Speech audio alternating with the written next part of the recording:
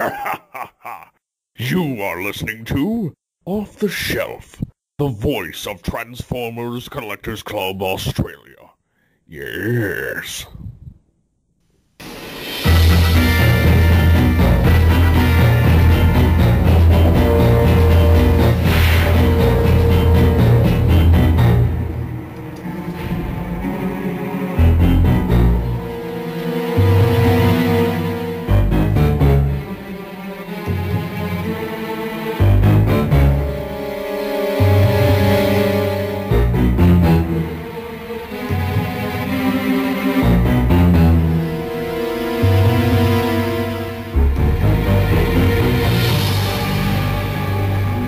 Hello and welcome to Off the Shelf, the voice of Transformers Collectors Club Australia. This is episode 23. We are recording live on Saturday the 1st of August. That's actually kind of an achievement because it's been 8 months since we started talking about doing this podcast, and now we're going 23 episodes. So pretty happy about that. How do you feel about that, Brad? I'm ecstatic. Brad is joining us tonight. Hi, Brad. Hi, Jason. Yeah, more so for the fact that we've kept to the weekly schedule. Yes, there's been... Come hell or high water. Yeah. Well, that's it. We're sort of taking time out of our weekend nightlife to do this. There's been one or two episodes where we've dropped the ball, and I've had a off the rails episode to fill in for said week. But yeah, we're going to have to think of something special to do for 2 episodes from now. But also joining us tonight, we have Dan. Dan, how are you doing? This is 2 episodes in a row for both of us. I know, right? I know, good. Right? Can we do it? Can we do like a virtual podcast 5? Yes. Virtual podcast. I've just reached into the microphone and high-fived you. Oh, that's wonderful. One day virtual technology will allow us to do that properly. Why'd my screen just get a crack in it? Okay, all right. And so joining us for the first time is the person who has stolen Daniel's mantelpiece, I don't know, title, whatever, as youngest member of the group. Mikey, Mega TF Man, Cecilia, how are you doing? I'm doing quite well, thank you very much. Excellent, nice to hear from you. Nice to hear a new voice on the show. Yeah, as I was saying, you have taken Daniel's prized slot as youngest member of the group. So Daniel now has to just be grumpy. I can say grumpy. I can do grumpy, old man. Get off my lawn. Okay, yeah. So kids. So this actually sort of skews the podcast more heavily in the Sydney side of things because I'm in Sydney, Mikey's in Sydney. You. Dan's not, but that's okay. And Brad, I forget where you are actually. Brad's in Albury, Victoria. So he's just like... Yeah, I can never tell if it's like Albury or Shepparton or all of these other places that we get things sent to you. Yeah, it's in between. I can make a phone call and get something from Melbourne on the call to even the odds out a bit, but no, that's all right. Yeah. Sydney's okay, Sydney's... it's okay, Brad. We're close enough that we could basically call our towns brothers. Yeah, true. Yeah. Cool town, bro. Oh yeah, you keep quiet up there. You slicker. Yeah, you have a Toys R Us, so we got nothing. Yeah. We're stepping up in the world. You know, we got our game face on. You know, we finally got a few other restaurants popping up in Wagga. We got a Toys R Us. Although they're building their the second Big W's getting built here, so thumbs up maybe. Yeah. Wagga's getting this is going to be helpful for those TF people as well. We're getting an actual full-blown Target as well. And they're expanding our Myers toy section. So if you're looking forward to Transformers 5 movie figures, look out for Myer and Target in Wagga and the second Big W store in Wodonga. Jason, next. I don't know. I've got Big W and Target stores all over. Actually, you know what? I don't because Big W is actually not around the inner west of Sydney. It's actually really, really difficult to get to, which is one reason I don't already have a Devastator because, frankly, I couldn't be bothered going all the way out to get one. And also, I ordered one online anyway. So a better one. Well, yes, I've got the SDCC shiny one. It's the Bling edition. is coming my way. Ooh, You got the bling edition? Pretty. I got the bling edition. Ooh. Mm-hmm. I've got the bling edition as well. Oh, nice. Nice. I haven't opened it yet because I can't open it until the 14th, but yeah, I've got it. I don't actually have it yet. I've ordered it. I got it off I- eBay. I have a Devi. I finally got a Devi. Thing's monstrous. Yeah. Yeah, So he's there's- packed up in his box now. I think by the end of the year, every member of the group will have a Devastator. Yeah. Mhm. I think it's worth it. But, you know, we'll talk about that more in our new edition segments, of course. Yep. All right, All cool. right. Well, that's a nice spoiler. So, just we'll get some administrivia stuff out of the way first. We are the podcast for Transformers Collectors Club Australia. We are a Facebook group. You can find us at facebook.com/groups/TransformersCCA. Australian listeners, you can join us there to discuss these stories that we're about to talk about and more. If you're not in Australia, you won't be able to join the Facebook group, but there is an off-the-shelf page that you can connect with us on, and that link will be in the show notes. If you're on Twitter, you can join us, join the conversation on Twitter, search for Transformers CCA, and there's also a website, so you can head on over to www.autobotheadquarters.net/WPAuto, and you need a slash at the end of that, and you can register on there. Now, Brad, can you give us a membership update for the group? There's a lovely creak going on in the background. Sorry, I just leant back in my chair. I really need to oil it. Are you sure that your chair's not a Decepticon? It may be Soundwave in disguise. Yes, this week, thanks to the meet and greet last night, we got one extra new paid and proud member, so we're sitting at 130 paid and proud members, and our social member count has risen again by 14 off memory from last week to 1254, which is good to see. We're slowly getting more and more come in. That's great. I keep seeing some new names coming in and posting and selling some figures. Yeah, Yep. it's pretty good. Yep. Not to brag or anything, but I'm that new paid and proud member. Yes. Oh, excellent. Yep. Yep. Well done. Yeah, I'm enjoying it. Yep. Last night in Diamond Creek, Victoria, we did have our Victorian meet and greet at Pleasant Surprise at their shop down there. It was a great night. We had a few of the Melbourne boys and girls turn up. There was some deals done. We'll talk about that later in new editions. It was a great night. It looked like it with the way that you had that luscious mullet of yours on display. We have it has become a saying unofficially around the group that Brad does have the mullet of leadership. If I can convert that to the side of the Matrix, chop up a wig and hang it. Oh, so like you could actually like hold it over your face and part it like you're opening the Matrix. Get a wig and chop it down and actually have it around the orb of the Matrix, so it looks like a mullet wig on the Matrix. We should really move on from the Matrix to the mullet, I think. Yeah, no, it Matrix. was a great event. We ate, we drank, we were merry. They had some great world's smallest Transformers down there. We had MP22, Citizen Stack, and I think they had a Classics Ultra Magnus as well, plus they had the world's smallest displayed in front of it, and that little thing was awesome. So I've been thinking about getting one of the world's smallest Ultra Magnuses, except like every time I see them, they're $40. Yeah. Yep. Yeah, but no, it does look cool. It's just the $40 thing has sort of put me off it. Yeah. I don't know. I mean, I paid $25 for the world's smallest hot rod, and like that seemed. Hot Rod and Ultra Magnus are on a totally different like coolness level. Also, Hot Rod is like very, very down near the bottom, and Ultra Magnus is up near the top. I can understand why Ultra Magnuses cost a little bit more.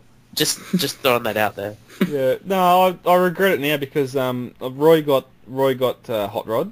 I saw Roy got the hot rod. That's a really good figure. And I had my eye on that. They had the G1 Prime there, or they also had the Pepsi Prime and the G2 with the black trailer. Mm-hmm. Sunstreaker, Prowl. Did they have a tiny little Grimlock? I think I saw that in the pictures. I didn't see any Dinobot ones there. I have a tiny little Grimlock. Yeah, the Dinobot ones were in the gift set, from what I understand. I don't think they're individual. Yeah, they're most commonly sold in the gift set these days because they release them like one at a time over the course of like 4 years, and then now it's like, well, we've got all the molds made, we may as well sell them as a gift set. Yeah, if you're lucky to find, if you find an individual one, and most likely that's one of the original ones, but yeah, that was good. They had the clear Seekers, and there was a Ghost Starscream. Yeah, what other clear Seekers? Thundercracker, Thundercracker, Skywarp, and Starscream. They'll just could just completely clear World's Smallest. Oh, World's Smallest ones, right? Okay, yeah, cool. Yeah, I've seen the guy on eBay who's doing those. I'm very tempted to get some. Yeah, yep. But they had all those there, and that was I could have easily brought them. He had the Tcca Superior gift set from Combiner Wars as well. Plus, you'll see the photos in the group. There's a lot of other figures that they've got in there. They're just starting up, so it's good to see a lot of that stuff. If there's anything you want, you can get into contact with them. They've got a Facebook account, Pleasant Surprises. Or if you're in the Diamond Creek area or in Melbourne, you can go and check them out. They're out in Diamond Creek. Just hit me or Jordan up for the address, and we can send you there. Or you can probably just Google them and get the address that way. Yeah, probably too. What kind of store is Pleasant Surprise? I think it's a lot more innocent than it sounds.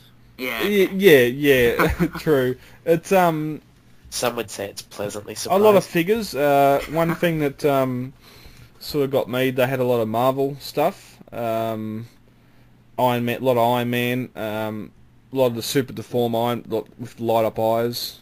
Oh yeah. They had the we're going to talk about later.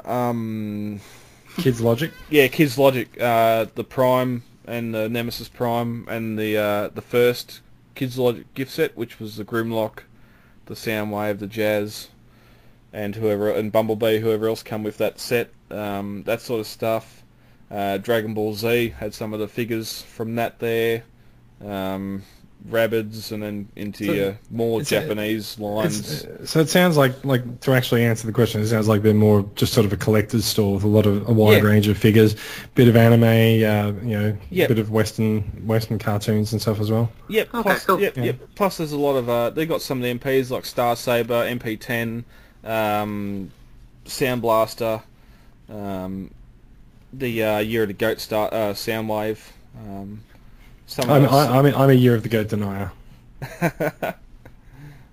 Yeah, but some of those figures, I and some other members liberated them from some of their stock, so they'll have new stock coming in now. So Can I just say, whoever's idea it was to put clear plastic on gold plastic in Hasbro should have been fired for that choice.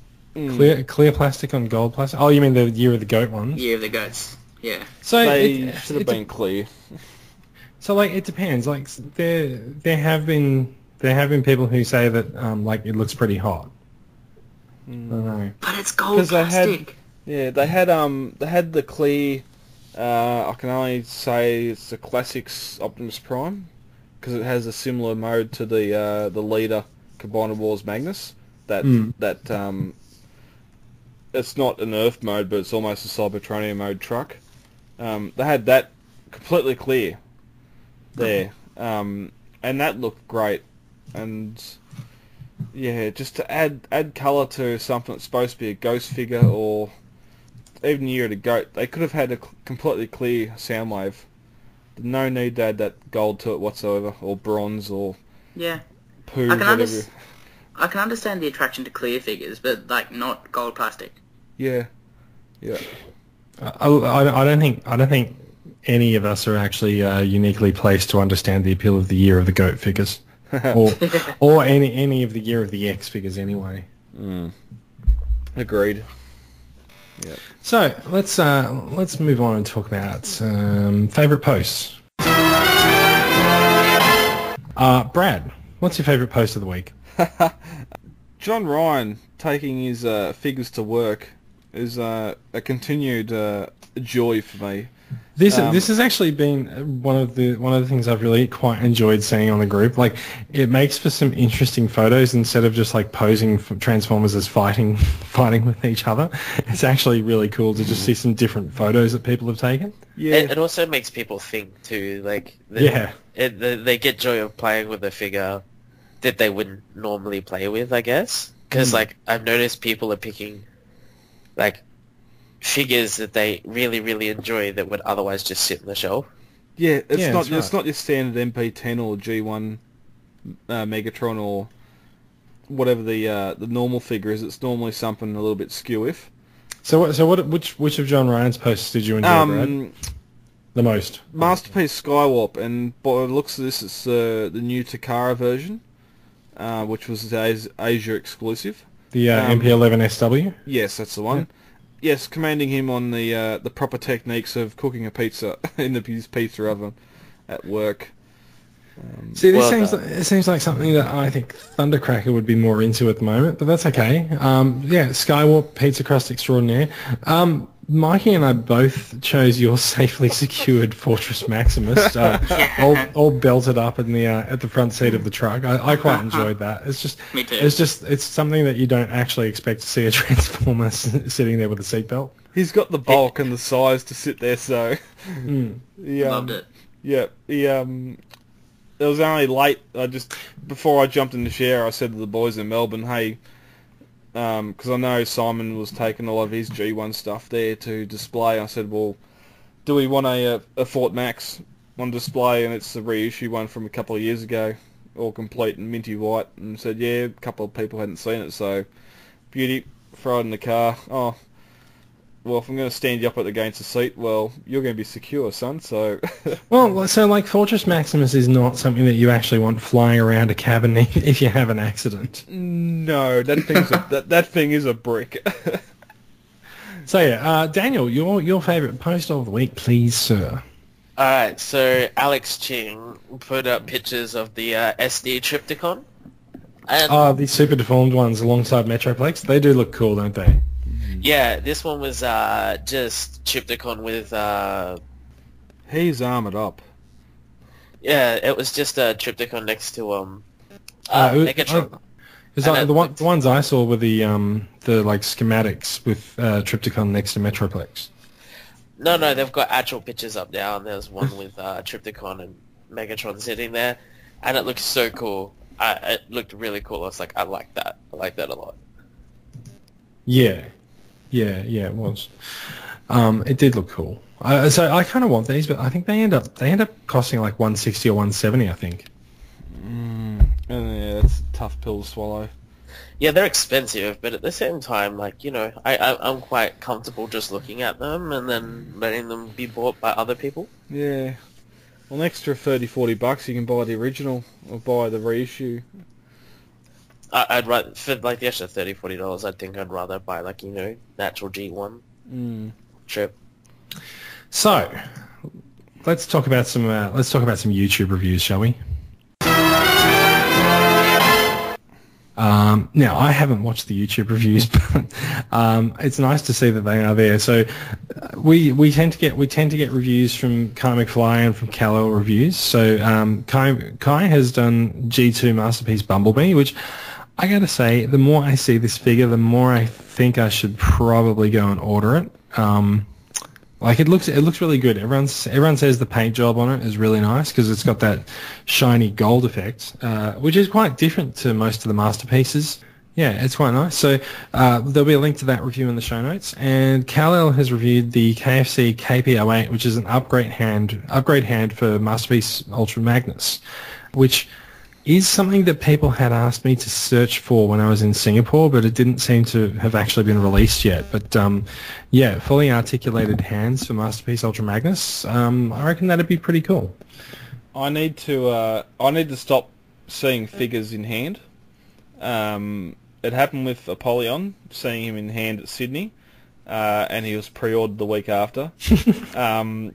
Rocked up to Jordan's place last night, and he had his MP22 sitting there on the shelf, and yes, the pipe injection molding on the arms is a glaring mistake on the figure, but I'm nearly convinced to hit the order button and try and find myself a MP22. If you can get one for about 220, 230, it's a good deal. Yeah. I prefer Stax has got a lot better paintwork, mold detail, and all that. But Stax is also third party and cost an arm and a leg. Yeah. Oh, not now that 22's out, but just his detail. Yeah, it's going to be a tough decision next couple of weeks whether I sell Stack and get that one or not. Even the because last night, this morning, 2:00 this morning, we done a transform competition, seeing who could transform their Magnus quicker between me and Jordan, and I won it. But yeah, mine's a little bit smaller in alt mode, so yeah. I'll have to think about it, but if there's an upgrade kit for the hands, I'd have to have a look at it as well. Yeah, it seems like the original run of Masterpieces at the larger size, they could sort of afford a bit more articulation in their hands, but these days they tend to get an articulated thumb and all the fingers move at once, which is sort of what they do with the Combiner Wars, the actual combiners as well. So there's an opening in the market if third parties want to actually get in there and give more articulated hands to some of the Masterpiece figures, then they can get in there and do that. Yep. Yeah. So yeah, look, let's move on anyway. So we've got some news to get through. It's been a fairly good week for news. The first news item is, of course, that Peter Cullen, the voice of Optimus Prime and a few other characters, if you're a Generation 1 fan, he's turned 74 this week. So a big happy birthday goes out to Peter Cullen. There was a lot of Peter Cullen tributes and celebrations on the group this week. Did you guys have a particular favourite? Not really. I'd like to ask, since we have our two youngest members on the group on the show, apart from Optimus Prime, or when did you first hear him as Optimus Prime? Mine would be like Peter Cullen. I first heard him in Optimus Prime in the original G1 cartoons. Yep. You say would have heard that before Transformers Prime or the movies. Oh, for sure. Yep. Like, I'm not that young. But I know him from like other TV shows and stuff as well. Well, that was going to be the next question. Apart from Prime, other memorable voice casting of him. Eeyore from Winnie the Pooh. I have no idea what else he's done. The voiceover guy for Voltron. Yep. He was Car in Knight Rider. Mm-hmm. What? Wait. Car, the evil one, right? Yeah, the evil one. Yeah. Yep. A personal favourite of mine, Monterey Jack in Rescue Rangers, and Frank Welker was Zipper. I also remember him from the Ghostbusters TV series. Yep. Where he played the police officer. So which one? Was that the real Ghostbusters or the ABC Ghostbusters? No, the real Ghostbusters, I think it was. Yeah, the real Ghostbusters. Okay, cool. Yep. All right, so yeah. Plus, he done that season 4 thing with a hand puppet and some kid in bed, but we won't go into that. Now, just to clarify, in the original Transformers TV series, he was also Ironhide, wasn't he? I believe so, yes. Yep. Thought so. I did like a rewatch not that long ago, along with the 86 movie. So a happy birthday to Peter Cullen. Sorry, Mikey, I just cut you off. What That's were you right. saying? I think my first exposure to Peter Cullen as Optimus Prime was the actual 86 movie, when I first watched it when I was 6. Yep. Had no idea what was going on, but I've enjoyed it. Or how long you'd lasted it. Yeah. Yeah, poor Prime. So did you actually watch the 86 movie before the G1 cartoons? Yep. Ooh. Yeah. Ooh. Spoilers. Well, See, that happened out of order. I used to actually think that Armada was the original Transformers, and the '86 movie was a knockoff. Sorry, where's the Skype kick button? Where's that button? No, but until I figured out, I was just like, oh, shame on you. But yeah, no, I love G1, and although how silly some of the episodes are, Some. yeah, most. But yeah, I can quote the '86 movie. I've seen it that many times. Nice. Very nice. All right, so let's get on to some actual news now that we've sort of. Oh, sorry. Actually, I forgot to say my favourite thing, like Peter Cullen post that I saw this week, and I saved it on my phone. I'm actually super impressed with it. I'll see if we can link to it in the show notes or something. It was a picture from, I think at Universal Studios. They've got like some large animatronic Optimus Prime and Megatron figures, and it's just a picture of Peter Cullen walking around with like this sort of really quite large Optimus Prime walking along next to him, and he's just sort of like pointing off in the distance at something, and it's just like, that's so cool. It was really good. That's the one with the War of Cybertron Optimus Prime, isn't it? Yes, it is. Yeah, it's great. That picture was so cool. I quite enjoyed it. To the point where I actually I saved it to my phone with the intention of tweeting it, and I never did. Oh. You and your tweets. Yes, me and my tweets. Speaking of things that are kind of a bit weird, My Little Pony got together with Transformers this week to celebrate the International Day of Friendship. Because My Little Pony's cartoon is called Friendship is Magic. So the International Day of Friendship, it's time for My Little Pony to celebrate its friendship with other Hasbro brands. So we actually got they're not actually figures, they're just like mock-ups or something of a My Little Pony version of Optimus Prime and Bumblebee.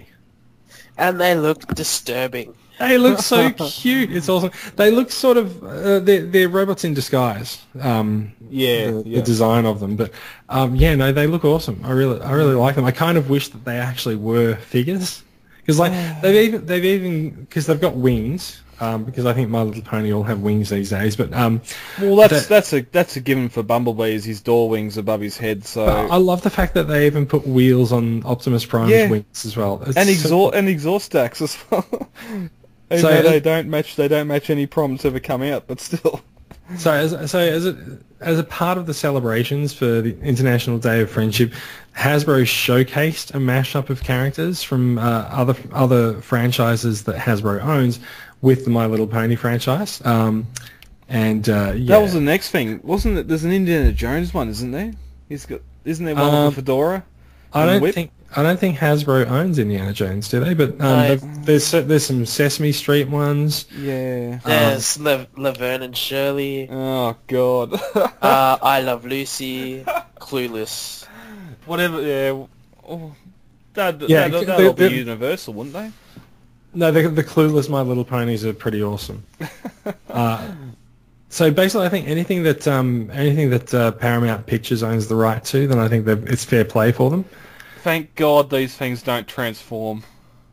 I don't think my daughter would appreciate a My Little Pony with its head split in two on each shoulder and its and whatever transformation would come from it. Yeah, you know what though, Brad? What? I would. I would actually appreciate these My Little Pony figures. Well, yeah, we're gonna have the same issue with Masterpiece Optimus Primal. So no, we're not, because I'm just not going to buy it. Anyway, I'm not going to buy Optimus Primal. No, I'm not a Beast Wars fan. Anyway, let's move on. There's a new Transformers Robots in Disguise 2015. We keep having to specify that, although we really probably shouldn't need to specify that actually. But there's a new DVD coming out in October. It's called A New Autobot Mission, which doesn't actually include the full season. It just includes a few episodes. Yeah, like Prime, they're releasing them in 5-episode blocks. They'll get around to the whole season eventually. Yeah, and finally we might review the season once it's released, because it's hard to find. Oh, it might not be hard to find online, but I'm not going to. I'm not having any trouble finding it online. You know why I'm not having any trouble finding it online? You're not looking? Ding. Mikey, what's your history of Transformers RID? Have you seen any episodes? I have. I'm up to an episode with I'm not sure. Should I say it? Yeah, just go. No one cares. Yeah. It's a Decepticon snake called. Oh, come on. I don't know. It's got some ridiculous name, but it's an actual Transformer. That would be interesting.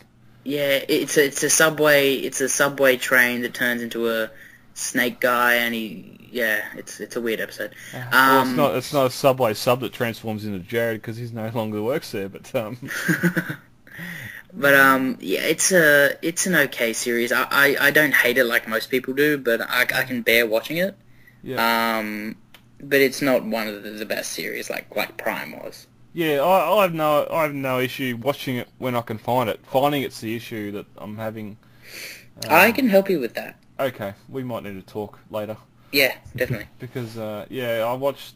I think Daily Motion had the first couple episodes, and like they were available on YouTube also, and then all of a sudden, taken off. Yeah, YouTube disappeared, and I haven't sort of watched past episode 5. And me and the young fella liked watching it, and yes, it's a continuation from Prime. It's not a. It's a very loose continuation. Very loose. Yeah. I kind of hope they get picked up for season 2, because we've been told that season 2 you're going to see some of the Transformers Prime cast back.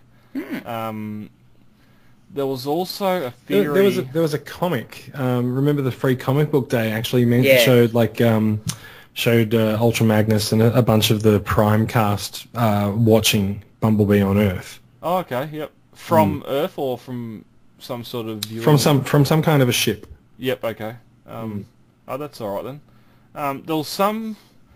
Oh, I can only butcher it. There was some comments made on a different podcast that apparently the reason the kids aren't in this at the moment is because Jack or someone went a little bit crazy. Do you mean the voice actor? No, the actual kid characters in the cartoon. I don't want to go any further because I don't have the actual quotes with me. Let's table that. Look, mate, find it and post it in the group. Yeah, we'll all talk about it. I'll have a look, but wait and see. Okay, season 2. I hope they get it. I don't know why Cartoon Network decide to air it when they do, but hopefully those that like the show like it. The figures, they're exactly what they're supposed to be, so I've got no hate towards the RID figures. So I find some of the RID figures look awesome, and others are just like, oh my god, it's just like a big angular piece of plastic. So when I think when the deluxe Bumblebee came out, that figure looked really good. The super giant Bumblebee looks terrible. I saw that the other day. Yeah, I know it just looks rubbish, but there's no deluxe Sideswipe yet, I think, and like out of all of the characters in the show, a figure of Sideswipe would be one that I would much appreciate, I think. Yeah, and it's you nearly got me. I know you said it's weird. The character, like the toy figures in alt mode, from what I was saying, even Drift and Strong Arm's a female. the figures look pretty spot on to what the cartoon accuracy is. It's almost Transformers animated-esque. Yeah, they do. Yeah. Like Grimlock's dinosaur mode looks exactly like he does in the show. So it's one of those things. Yes, if you don't like the character models in the show, well, you definitely are not going to get the toys.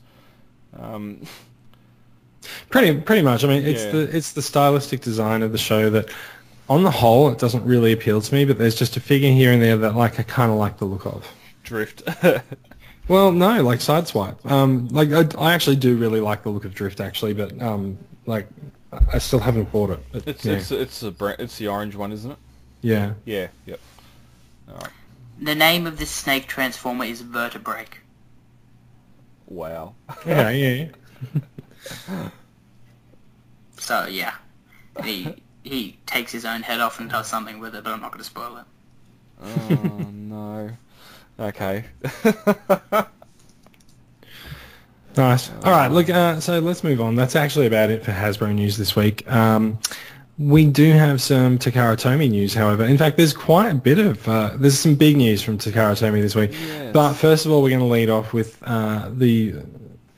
So, TFW called this an in-hand image of Takara's Legends Ultra Magnus, but then they published a picture which is just everyone sitting on a white background. There's no hands involved at all. Yeah, but, and we've seen the figure before, so it's not really... this is just filler. So we are talking about their Legends Ultra Magnus, which there is a difference between the Hasbro and the Takara ones. The legs are red, which is colour. more accurate to his appearance in some of the comics, but then in the more recent comics, his legs are white, and also in the picture, someone doesn't quite understand how to transform Ultra Magnus, I think. Because there's a massive gap above his feet, and you can see like the spring-loading mechanism and everything. It's terrible. I'm pretty sure there's a part that should have been flipped down there or something. I don't know. Do you guys own this mold? I do have a Combiner Wars Leader Magnus, yes. Yes, me too. It's a good figure. I like it. Okay, are you a fan of the comics, Mikey? Yes, I am. Yeah, I've got myself a nice Lost Light crew assembling on the shelf at the moment. I need to work on that. I'm waiting for Granville to ship at the moment to replace the Combiner Wars Megatron because it's just too big. But then Magnus is also too big now, so I don't know. Yeah. It's I think the closest comparison you can take from it is the MP22 versus Citizen Stack. MP22 is the Hasbro leader Magnus in his basic colours, and Citizen Stack is the Takara version with those red legs and those extra colour options, which, as Jason said, take from the comic more than the cartoon. So I don't have any need to get either at the moment. Look, basically, if we actually want to reverse this, someone just needs to put a Combiner Wars Leader Magnus in Brad's hand, and then a week or so later, point him at a URL from which he can order one. Exactly. Until that day comes. Next. Alright, so the big news from Tcca Tomy this week is that there is a new masterpiece on the MP11 mold. It is Thundercracker. It is a light milky blue, somewhat like the Year Thundercracker, which makes it look absolutely totally hot. It is currently a Tcca Tomy Mall exclusive, which means that it is only going to be sold in Japan. But we are hearing rumours and rumblings that it will be made more widely available, and I hope that those rumours and rumblings solidify soon, because the pre-order, I believe, opens on Monday in Japan, and if I haven't found someone who can sell me one outside of Japan by then, I will be posting all over the internet looking for people to buy me Transformers in Japan. We'll talk in the pre-show about the difference between the MP3 mold and the MP11 mold. I have the MP, I think it's 07, which is the Thundercracker. That colour is a lot better. I don't know why they would go for this lighter colour. You said it's comic. related? No, I think it's more. I thought it was more cartoon related because Thundercracker wasn't totally dark blue like the other molds in the cartoon, is he? I'd have to Google it, but it just seems like a really light blue.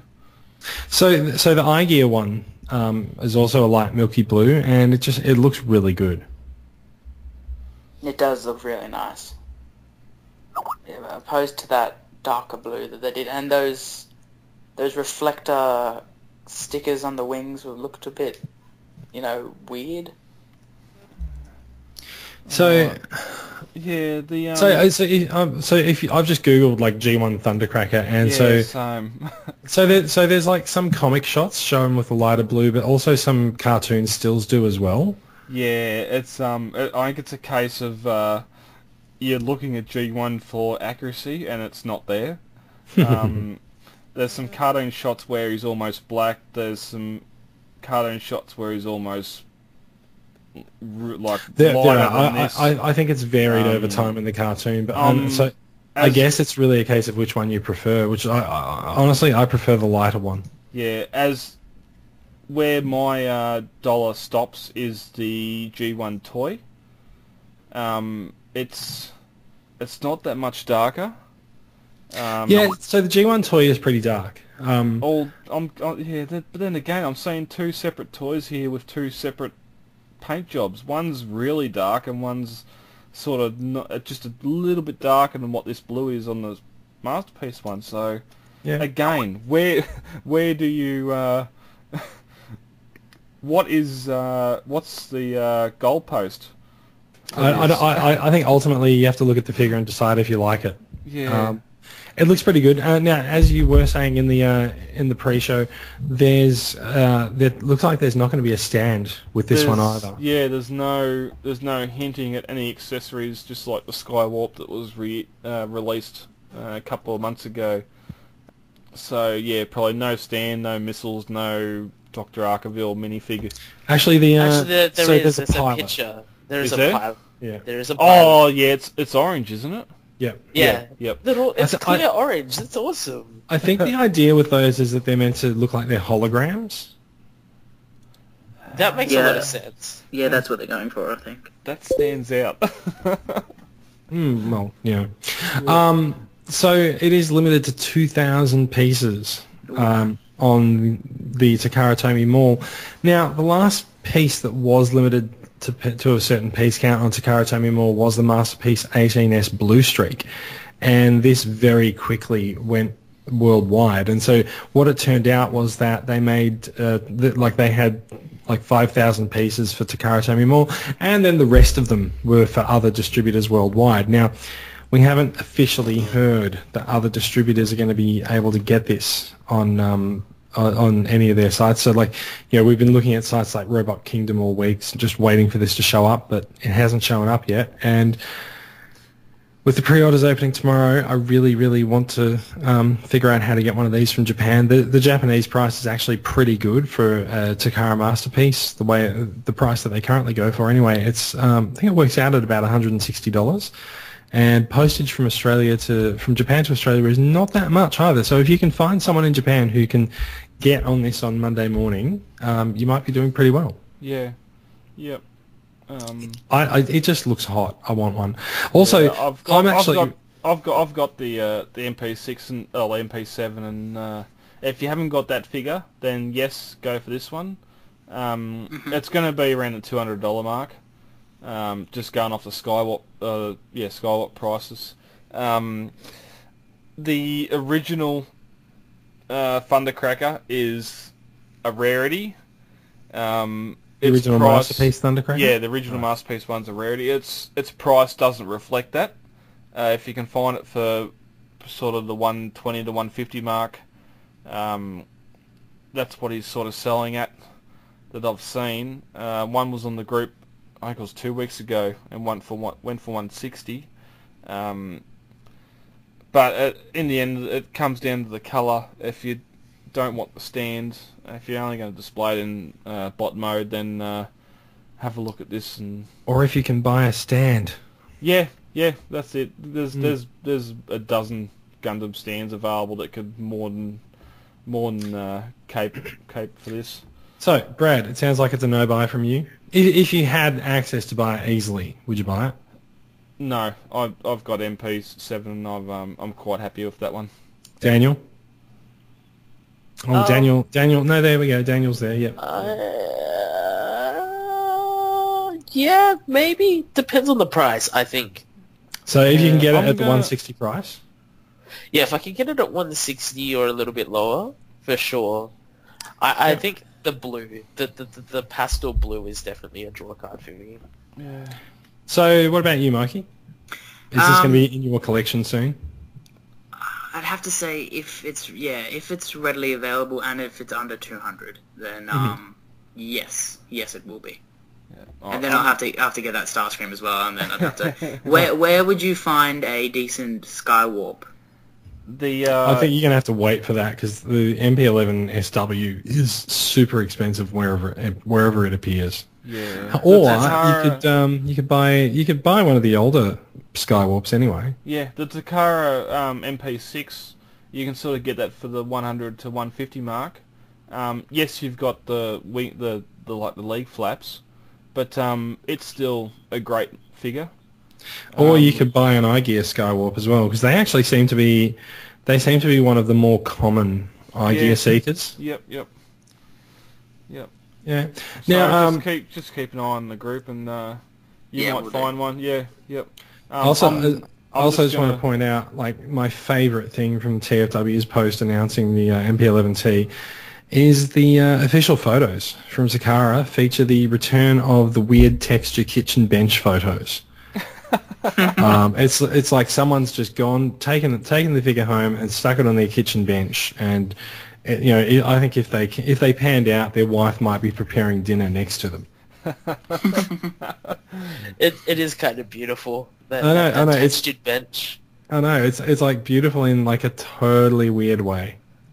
Considering like all the other stock images are on white.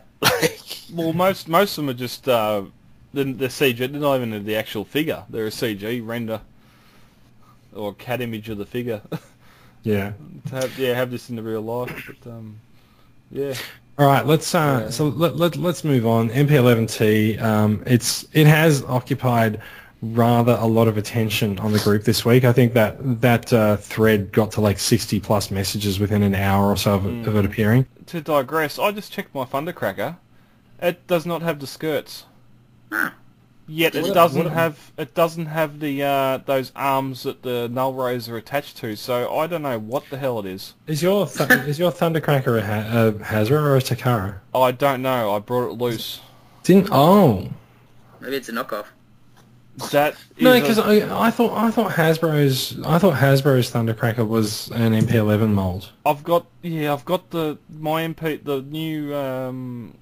MP6 I've got is in the Hasbro one in the Hasbro box, and it's clearly got the wings hanging off the thighs. This Thundercracker though, it's not. It looks like the MP11 without those. I'd have to check the Starscream's in its box at the moment. I don't know if the Starscream had the null ray arms or not, or if the null rays were attached to the arms. Okay, so here's a question. Have you ever transformed your Hasbro Thundercracker? No. because maybe those pieces are not there because it's missing them. Yeah, they might be in the box. But wouldn't there be ball joints hanging off his hips? So I've just googled Hasbro Toys R Us exclusive masterpiece, and like, there's so when you say the skirt piece, you mean the part that sort of flips back behind it, right? No, you've got two long sections that go down beside the legs, almost to the ankle. If you googled the MP3 mold, you'd see what those pieces were. Well, so I've got the MP3 mold sitting on the table in front of me. You go Starscream should have it. Yeah, so those parts you tend to flip back so that they sit behind them. Yeah, you can sort of bend them straight back behind the figure so you can't see them at all. Yeah, but so those are not there on the Hasbro Thundercracker, which makes me think that Hasbro's Thundercracker is an MP11 mold. Oh. They released that before MP11. Yeah, I think so. Yeah, so Toys R Us exclusive masterpiece by Hasbro used to the MP11 mold. Yeah. Oh, there you go. All right. So yeah, I've already got the MP11 for the cracker. Which you are going to sell to Mikey. No, I'm not. Although, I don't think I've got the stand or anything with it, so it's no different to the Tcca one. There you go. Yeah. Yeah, it's the hip kibble, they call it. Yeah, yep, hip kibble, that's the one. The hibble. Yeah, I'm pretty sure it's just for a ball for joint. shizzle my hibble. Yeah, it's just. I'm pretty sure it's just a ball joint in the hip. You can pop it off, but then you've got the obvious ball joints there. And again, if you're never going to transform the figure, you could probably cut them off. But Oh, just fold them back and be done with it, for crying out loud. yeah, that's it. Yeah. Okay, look, let's move on. So Tcca also showed the Transformers Adventure Override and Unite Warriors Groove images this week. Or they were actually, sorry, they weren't. They didn't come out from Tcca. They came out from a user on Twitter. Yeah. So yeah, there's a repaint of Groove. This looks like Legends Groove, actually. Well, they've got like a big one, the bigger guy, and then they've got the tiny one as well. Yeah, I think it's a comparison between the Legends and the Deluxe Groove. So the Unite Warriors groove is the big one, and the Legends groove is the override. I'm not sure if they're releasing a Legends groove as well. Yeah, I don't know what the red one is. The red and blue is... The red one's override. Okay, so that's coming out in Tcca as something else. Yeah, Adventure Line, yeah. Yeah. Yeah, so Tcca doesn't release the Legends in their Unite Warriors line. They just they shove them into Adventure. Okay. Yeah. Yep. It's got some nice colour on it. It actually does look pretty nice. I've seen a bit of love for the Combiner Wars Groove this week. Like, personally, I'm not really a fan of it. Yeah, that's the red and blue one I'm talking about. The actual deluxe. No, that is. Sorry, I meant Combiner Wars, which is the Legends class one. Yep. And the red and white one, the red and blue one, is a repaint of that one. Yep. And so yeah, like, I don't know. I've had him on my table for a little while, and I don't really find him that good a figure. But that red and white does look pretty good. The paint apps, if you're looking at the figure, the two grooves with the big one behind it, just the arms, whereas the Hasbro one's a complete silver arm one piece, where the Tcca one is a red and a silver insert, which looks like a bit of checker plate on his arm. Looks great. Of course, Tcca have done a real good paint job on it. The actual mould and the figure itself, I have not held it in hand, which... subject to change next week. I'll change this opinion, but when someone puts it in your hand, yeah, I think a couple of weeks ago we seen this in the wave. I think it was wave 6 as a Junkion, and I could see a troop build as Junkions. But so which figure was that for? The Groove, the Legends Groove, or the the Legends Groove. Was painted up in the orange. Oh, okay, I'm pretty sure it was a Junkion. I commented it was a Junkion anyway, even if it wasn't. But it had that sort of metallic orange colour, as if I don't think it was Wreck-Gar. It was something else. But yeah, I could have 4 or 5 of these as Junkion set, all dancing around my scissors and stack. After they put him back together. I don't know. I don't really. Yeah, sure. Yeah, but we'll get to the rest of the defensive line later. I'm pretty sure it is Wreck-Gar that they repainted Groove from. Yeah, it's orange and black. I can't recall. I can see a mustache on him, but I'm not gonna confirm that because it might not be correct. But I can see that on it. But, yeah. We'll know when we have it in hand, or when I have it in hand. Oh, just look it up now. At which point you'll buy him. Exactly. All right. So look, there's a few more. That's about it for Tcca Tomy news this week. But MP11T It's definitely on my buy list. I need to just sort of not buy anything else for a while, but yeah. Yeah. How about you start buying me some figs, Jason? How does that solve my not buying things problem? Well, they're not yours. You're giving them away as gifts. You get the joy of gift giving.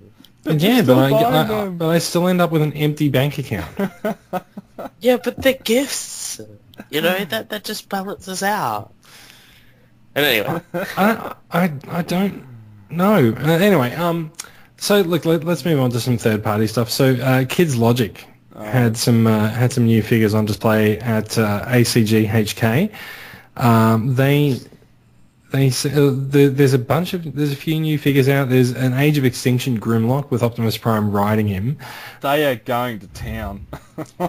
But so some of the other figures they seem to have been shown before, like their battle damaged Bumblebee and stuff. So it's kind of hard to tell from the quality TFW 2005 reporting which ones are actually new. So thanks, guys. Has that battle damaged bee been showed before? I thought we'd seen that before. That thing. I'll buy that over the regular one. That thing looks awesome. I don't know about the red eyes fading out. Maybe if they were blue LEDs on the fade out, but actually no. I think I was thinking of one of the movie deluxes I had. Yeah, no, the battle damaged bee that does look pretty new. Yeah. The one above him doesn't. Yeah. Yeah. I don't know. I don't know. These things are starting to look less like lamps and more like weird, super deformed figures. They're kind of like Action Masters, and they can't transform, and so you sort of like you just got to buy the figure that you like. Yeah. Last week we mentioned the Devastator, and Yeah, the Debbie looks cool. yeah, I He does. stuffed He's up- much bigger than the other ones. Yeah, I stuffed up because it's Machinations is what they're calling it, I presume, but it's still Kids Logic. Whereas I put that in two separate categories for Devastator. I think that was like 3 podcasts. Oh, ago. two. No, it was 2 ago. It was, So 20, it was 21. Kids Logic is the company, and Yeah. Machinations is their series. Yeah, yep. So Anyway, regardless, that's yeah, fine. you'll see that in the show. You'll see Devastator twice, but in that episode we had we're wondering why some eyes were blue and not purple. In their Debbie, they got the feet and the arms lit up in blue, not purple. So I don't know what's going on there. The figure sort of looks good, but from memory, it's about $160. Yeah, they're not cheap. Yeah, just for Debbie. The individual Devastator Constructicon bot modes, that would be a really cool thing to have displayed around your Combiner Wars Devastator. I got to hold some of the Kids Logic figures at Pleasant Surprises last night, and the paint quality and everything to go with them is really good. The LEDs are super bright, which was one thing I was not expecting, especially on the Bumblebee and the Prime. I was just thinking of just going to be a 1 or 2 cell button battery and you'll get a bit of a glow, but nah, it glows bright. It lights up the plastic around the light as well. The regular G1 Bumblebee that's pictured here is sort of, I'd say it's sporting the movie look because of the black accents on the figure. I don't think black accents make the movie look. It makes That, it makes the Revenge of the Fallen. Definitely not a movie look Bumblebee. It's got horns. It's definitely not a new look. But I'm just going to point out the fact that you held one of these and didn't buy it. Well done. No. That Well happens. That happens 2 weeks after he holds them. Okay. No. He had the Prime and the Nemesis Prime. They were on display at the front of the store in the window. Unfortunately, as most things you display in a window, the paint on the helmet had faded some. So if you are, like any figure, if you are getting these and you are going to display, do not have them anywhere near sunlight. That's a PC thing from Transformers Collectors Club Australia. I think you mean a PSA. Yeah, that too. Also here we had from 2 episodes ago the Starscream. This one has a crown and a cape, which was not in the official pictures. Yeah, so it looks like everyone now wants to sort of like put the crown on Starscream and then put the shoulder pads on him and add the cape, and it's like, I don't rate the cape on this one. Unless you've got a Galvatron to stand a foot away from him with his cannon aimed at him, face Oblivion, then I don't know why you'd go for the coronation set. I actually do find that the obsession with putting a crown and cape on Starscream is kind of weird. I just don't think it suits him, to be honest. No, not at all. Yeah. So I take it none of us are fans of Sunstorm with a cape and crown. Well, there's no reason for that to exist. Nah, that's a clear money grab.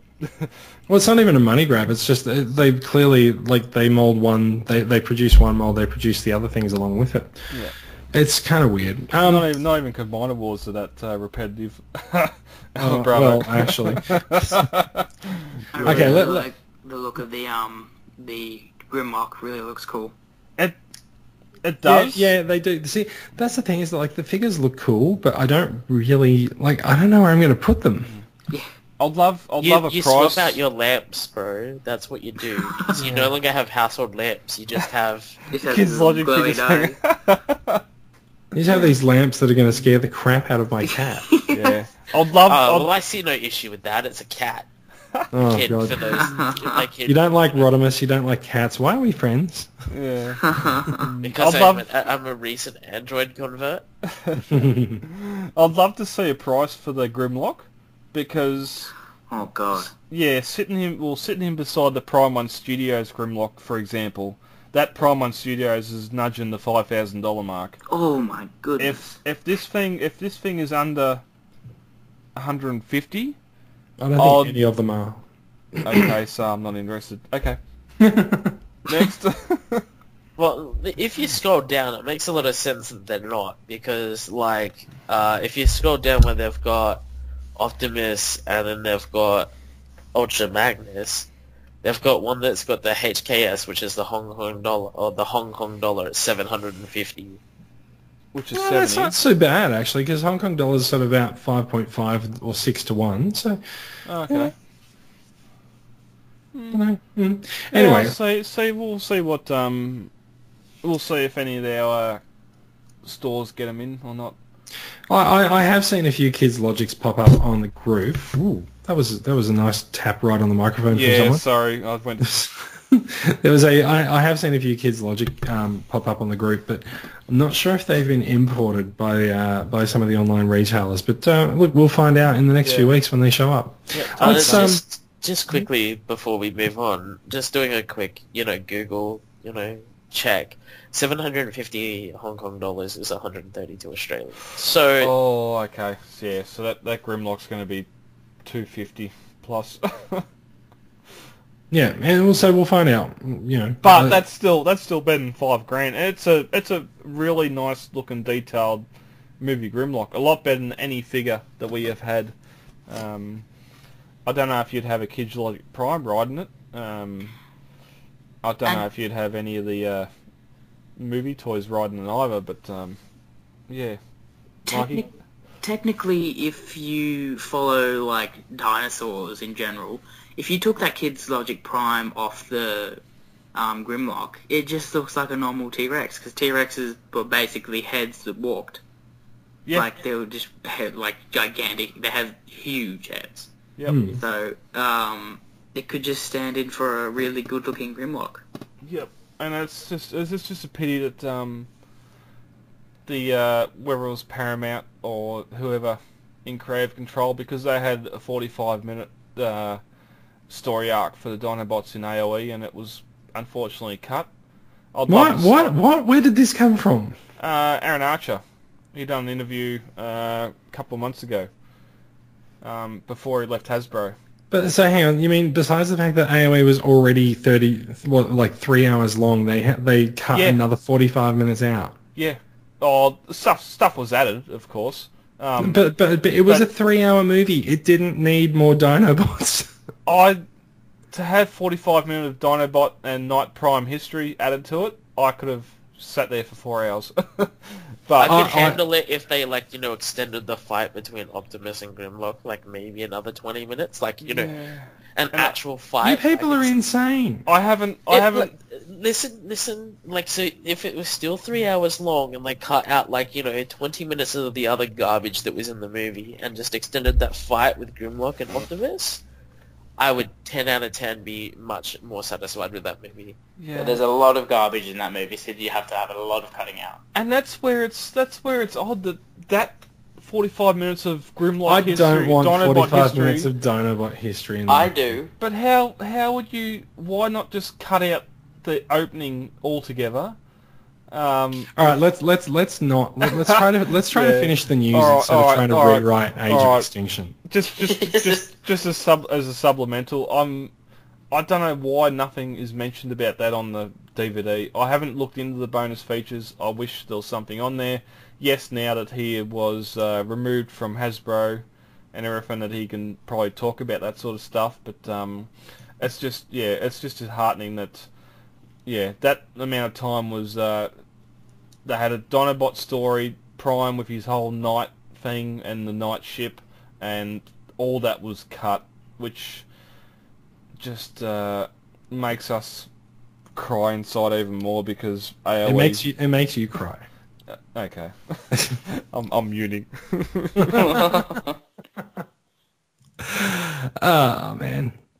Look, let's talk about Machine Boy Astro Train. It's okay, I'm back. I'm actually so things went looking to at hell this, while you were gone. Yeah, okay. looking at this, right? Besides it looking like a giant chess piece, like it's just a giant chess piece with a head, and 2 flimsy arms, and some wings. I actually kind of like it. I kind of like it too. Like, I think I may have seen this a few months ago and decided I didn't like it, but I kind of do. I find its simplicity is kind of nice. Yeah, we had that's my draw card for it. Is this like it's something that, like, I don't know, maybe it's that nostalgia hit, like, you know, going back to the old school Transformers where they're, you know, easier to transform. Yes, I'm looking at you, Acid Storm. Yeah, you got to look at what it is too. It's a Voyager, and that was one of the biggest concerns. The other one, which is Tcca or Chuggin or whatever it is. Yeah, Chigger. It's the Masterpiece scaled version. So you can get a lot more detail onto them. Yeah, but it doesn't... I like this one a lot more. It has a lot better sort of shuttle... Yeah, it's more of a G1 shuttle mode because you've got the nose of the shuttle clearly sticking out the front of a box. Off a box, yeah. Yeah, and the train flaps sitting down the side. And I love the satellite deployment added option That it has. is really cool. Yep, and the train mode looks like a G1... Oh, it looks like an old train, whereas Tcca's a lot different. It doesn't look like that old steam train. It's Well, to be fair, the Toy World one looked really good. that Toy World one I can't recall at the moment, so it might be Fair the enough. same. Yeah, but I'm just, if this thing was Masterpiece, I would pre-order it for my Masterpiece collection. If it was But Masterpiece, hang on. But if it was Masterpiece, it'd lose, like, all of its simplicity. Like, they would, like, make it, like, they would turn it from, like, you know, 10-step or 15-step to, like, 150 million step. Yeah, but I'm talking about this. If this was Masterpiece scale, I'd get it. Of course, because they've made it Voyager, they've made it simplistic, i.e. the fold-down train wheels on the shuttle mode. I thought you said that's why you liked it, because it was Voyager size. No, I want this Masterpiece. I've got no place in my collection for a Voyager a Voyager-sized Astro Train. Okay. This thing is the is G1 Astro Train in both of his alt modes, almost to a T, just with paint detail. But yeah, I actually really like it. I really do. I do too. Yep. A added bonus, maybe after seeing the Toy World one or the recent released one, they could add a piece of track for it to sit on. Yeah, possibly. Yeah. Because that definitely sets that other figure off, especially considering it's a die-cast piece of track. Yep. Yeah. Just old steam trains look good. They do. And I like old things, is what you're saying. Yeah, it'd nearly be one of those figures that I'd keep in alt mode, which is even worse. So let's go on to the next piece. Okay, so next... Hold on. Does that mean you have to get 3 of them? Oh God, don't even go there. One end or the other, like the jet, like not jet, but the shuttle. Like, does that mean you have to get 3? Because you say alt mode, you don't designate which alt mode. Unfortunately, they skewed from their CAD images a bit with the train alt mode. On the train alt mode, they had the grey panels on the front of the engine that sort of set out the heat flaps on the side of it. But both alt modes are G1 Astro Train, so I could see the need to buy at least 2. Oh, come on, 3. But it's Voyager, so it's not going to be okay. It's not going to be overcomplicated. So transforming it between the 3 modes shouldn't be as much of a hassle. I don't know about this overcomplicated thing. It looks like, you look at how different the train is to the shuttle. Well, it's upside down, isn't it? I don't know. I want to know. The thing that I really like about this one is it has the carriage on the train. That's something that none of the other ones have had. Yep. The coal cart. Looking on the train mode, you can see the hinges above the main flap in front of the cabin. Mm-hmm. Yeah, it's literally just flipped over. So so it's just like the G1 at the bottom where the wheels are. You can see where the bottom flap is for the outside bend of the wing. Oh yeah. So really, the shuttle mode just turns upside down. Fold the wings around and wrap around the bottom of the figure. Fold those front pieces down and rotate the cockpit of the shuttle. Yeah. And you have. Granted, I don't see where the coal. Maybe it's a separate thing. Yeah, I think it's just an add-on bit. Like, because you can see the boosters behind the cabin. Yeah, that's what I thought. So that might be just a piece that pops off between the 2 modes. It's still a cool little thing. Who knows? Oh, maybe they do like this wonderful thing and that like folds out and creates like a gun or something. Who knows? Yeah, that's it. There might be a gun in there somewhere, and but it's just that is the G1 figure upscaled to a T, really. Definitely. Damn. Why aren't you masterpiece sized? Because not everything can be masterpiece sized and kept to 10 to 15 steps. Yeah, but I don't have a generations line. It's all it all scales with masterpiece, really. We don't know what size maybe you might have to make an exception for 3 of those. One in alt mode, one in the other alt mode, and one in bot. God. No, Mikey, when they released the images earlier on, they said this one was it was Voyager sized. Oh, okay. Yeah, because he's got the with the CAD images, he's got the really flary tail fin spread apart on his chest. Whereas the second one, which was the other figure, didn't have as much chest detail, and it was the masterpiece scale one. So, okay. So yeah. Oh damn it! I'll have to see if someone's got this on pre-order and see how much it is. This podcast is actually the worst ever thing for Brad in terms of things that he probably shouldn't buy, but he's going to now. From now on, the podcast's gonna be off the shelf. 34226176767819. So credit card numbers included. Okay. I'm hurting. Okay, can we move on to Dr. Wu? Yeah. Dr. Wu. No, we can't. No, we can't. What Jesus Christ. Just like Jurassic World, Dr. Wu, what have you done? Can you just okay, I get it, and this thing looks cool, but we covered this covered it fairly well, a couple of episodes ago. Nah, last week we just had a alt mode. That was the only thing that was included. Okay, well now looking at it in bot mode, it looks cool. I actually really like the head sculpt. So hang on. So we have moved on to Doctor Wu. Yeah. Okay. Let's. Because I asked the question if we could, and you said no. No, I don't. Like I was gonna say, I don't know why we need to talk about more Doctor Wu. We're getting it, but like I didn't realize that we had seen. There's quite a lot of new shots of the replacement Mixmaster, which is what we are actually talking about for the benefit of people who are listening. Yes. So they've released, or they've announced that they're going to be replacing Mixmaster in Hasbro and Tcca Devastator with a much more traditional Generation 1 style version of Mixmaster. And he has elbows as well, which is kind of an important addition for Devastator figures. And they've released shots of him this week, and they're sort of mostly grey test shots. I think there's a shot showing him standing along with the other bots that make up Devastator, and I think it might have been digitally coloured.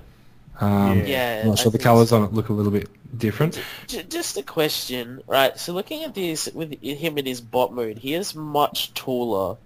He's a little taller, and I think the only reason... So I was looking at this while you guys were talking about Astro Train. Now, I don't think he's... So he's a little taller, but I think generally his mass has been shifted upwards. And he's also got the much larger headpiece to sort of accommodate for the way that he fits into Devastator. And so he's got the chute on the back of the drum's all above his head, where the original one isn't. It's all down. Yeah, and I actually didn't realise until I saw these photos that Mixmaster in the Combiner Wars Devastator kind of looks shit from the side. Like he's got really bad. He looks like an insect. Chappity chap. Yeah, well, Mikey, you'll hear this in a little while. Me and Bill, a couple episodes ago, pretty much called him out as Beast Wars Inferno, with the big the big ant body on his back. Yeah, that's pretty much what he looks like. So yeah, I was kind of surprised to see that. Like, it's just not a view that you normally get of the figures. But I'm also a little bit concerned about the bulk that the barrel adds onto the back of Dr. Wu's figure as well. But that's top heavy. Well, so we haven't actually seen a proper side-on version of it. It looks like it's going to be top-heavy, but I think that might also be possibly why he's a little taller, and I think his legs are a little bit bulkier as well. Yep. And to clarify with your elbow comment, he has the same elbow joint. It just looks like he does too, actually. Yeah, it's a little bit more rigid than what the official figure is. I haven't got the box open. The original Mixmaster is one of the tallest figures, apart from Long Haul, of course. But he's one of the taller figures in the group. And having this guy so much taller, I don't think it's that much of a problem. Like when there's a group shot of them together, and like it totally doesn't look out of place. Yeah. Yeah, no, it looks good. So, like, my issue is just looking at, like, the, as these guys explained, like, the bulk. The way that the bulk is shifted from the bottom to the top, and the height in the bot mode, I was worried that, like, it'd skew the length of Devastator, but if he still ends up at the same... I think it's because of the way that they need to change his transformation to account for the G1 look of Mixmaster. Yeah, that's the reason for the bulk. Yeah, you sort of turn the figure upside down to accommodate what it needs to do. My issue is, and it was either last week or the week before, is third party going too far. To do this figure, yes, do it. To do the simple things, putting dual tyres on the rear. There was no need for that because if any figure out of them all need dual tyres, it was long haul. And I just wonder how having those overextended pegs holding two sets of tyres on are going to hold up. They're probably not overextended. What? I mean, you reckon inside tyre is solid? No, I'm just saying, like you said, they're overextended. I mean, they're just bigger pegs. Well, they're longer. Yeah. But I mean, like, they're just a larger mold. I mean, it's not like they're overextended. They're just longer. Yeah, true. But it's, So I do take the point about third parties possibly going too far, because like I see a lot of detail in this Mixmaster that perhaps is not necessarily warranted, but at the same time it's not that different from the Hasbro figure as well. It's just that it's a Voyager figure, and so it's a little bit bigger Voyager figure, and so like they've moved some things around, but he's generally got the same look and the same shape and the same features. But perhaps it's more the detail and the way the paint has been applied to him that makes it look a little bit different, because like it's noticeably different than what we're expected to see on the in the combined form, because the barrel is a lot smaller than the barrel's a lot smaller on the Doctor Wu Mixmaster than it is on the Hasbro one, just simply by virtue of the fact of the way that the transformation works and the way that the truck sits together. It's also a different shade of purple than the actual final picture. Yeah, they haven't color matched the purple. That's hilarious. That's true. But I think it's actually been digitally colored. I don't think it's actually painted. Yeah, the same with the figure itself. Like the biggest issue with this figure will be if they can match the green and match that purple drum to the rest of it. Do we agree that the alt mode for this is the best aspect of the figure? I don't know. Do we have to? I actually kind of really like the bot mode. I actually really enjoy that head sculpt. I quite like that too. Like that head sculpt is beautiful. It is. I'm gonna be quiet until I come back to the mic, which is about now. I just grabbed my Devastator off the shelf. Yeah, it's got that really short barrel, which Doctor Wu is doing. When you say you grabbed your Devastator, you mean your G1 Devastator? Yeah, G1. Sorry, it's got that real short. The barrel is almost spot on. The rear end is almost spot on. The G1 doesn't have the ladder off the left-hand side. That's because G1's like half the size. Yeah, but and of course this is third party adding detail to it. The cabin. Well, so Hasbro's has a ladder as well on the Voyager size Mixmaster. It's on the front cabin because of the way the cement bowl. And for some, sorry. And for some reason, that ladder is telling everyone that this thing is in scale with the rest of the convertible, or at least the Ultra Magnus. But the grill on the front of the Doctor Wu is spot on to G1 Mixmaster. The doors, it doesn't have the panel line on the original doors, where this one has added a panel line on Doctor Wu.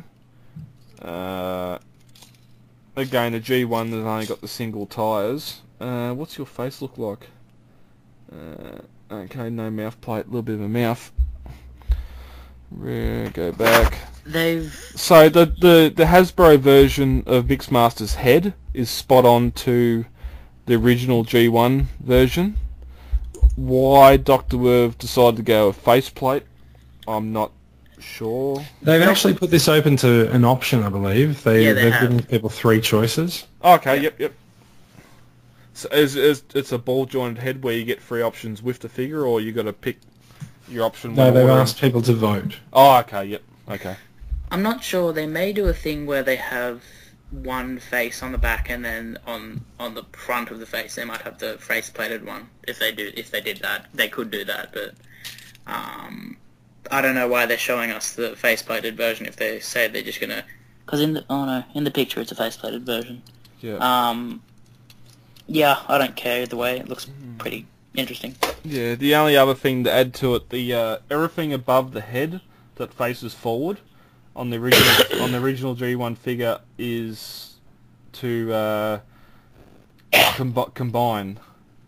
So having these cement missiles above his head, I'm not sure about that, because that should that's where he should peg into the Hasbro or the Devastator at the moment. So it'll be interesting to see how this thing combines, because I can't see where the combination system is with him. So this will be a return to, I think, in the future when they actually see him getting added to the figure. Right. Mm-hmm. So we don't have a price or an actual release date yet for Doctor. Also, we do have a hilarious name. It's called Vigorous Mixer. Vigorous Mixer. Alright, so just shoving it on. Well, being a Voyager, you're looking at, it's going to be $100 at least for a third-party Voyager. So I'm just really surprised at how fast they got it out. yeah. Well, it's not out yet. But Well, as fast as they got the prototype done. But you can see, you can get images of figures before they come out. Like, I know there's people who have got images, or they know and have images now of the Must-Be Shockwave that have come out now, so they can, add-on kits can be created, catted, whatever else, by Christmas time when the figure's released or it's announced. Then the third parties can say, right, well, we've been working on this for the last 4 months, and go from there if they're going to add stuff to the figure. So Wow. Devastator, yes, people have probably known about this from late last year, so That's incredible. anyway, next. All right, let's move on. We have the Planet X PX06 Vulcan. We got some comparison shots this week that put it against Takara's Generations Fall of Cybertron and Grimlock, which, didn't we all hate this figure? Yeah. Those of us who had it. The only thing I hate about it is the tail. The rest of it, I loved. Big stub. I don't know why this one's gold and black. Was there a different version? I believe this one was the Japan. The Takara version. Oh, okay. All right. I'm concerned about the size difference. I I don't think it's meant to go with the others. I think it's just meant to be a cool figure in its own regard. But it has to scale with the rest of the. It doesn't Planet X have to line. scale with anything. It doesn't. It doesn't have to scale. They've put 5 figures out.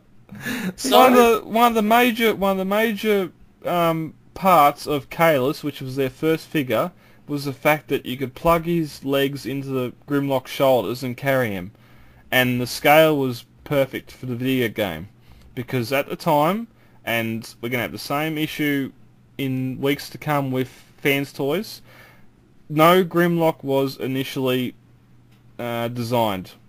So let's put out the original, the initial 5. If sales go well, we'll think about a Grimlock. Well, now we're getting to the end of those runs where Grimlock, yes, we've sold all the figures and they've sold well. Let's organise a Grimlock.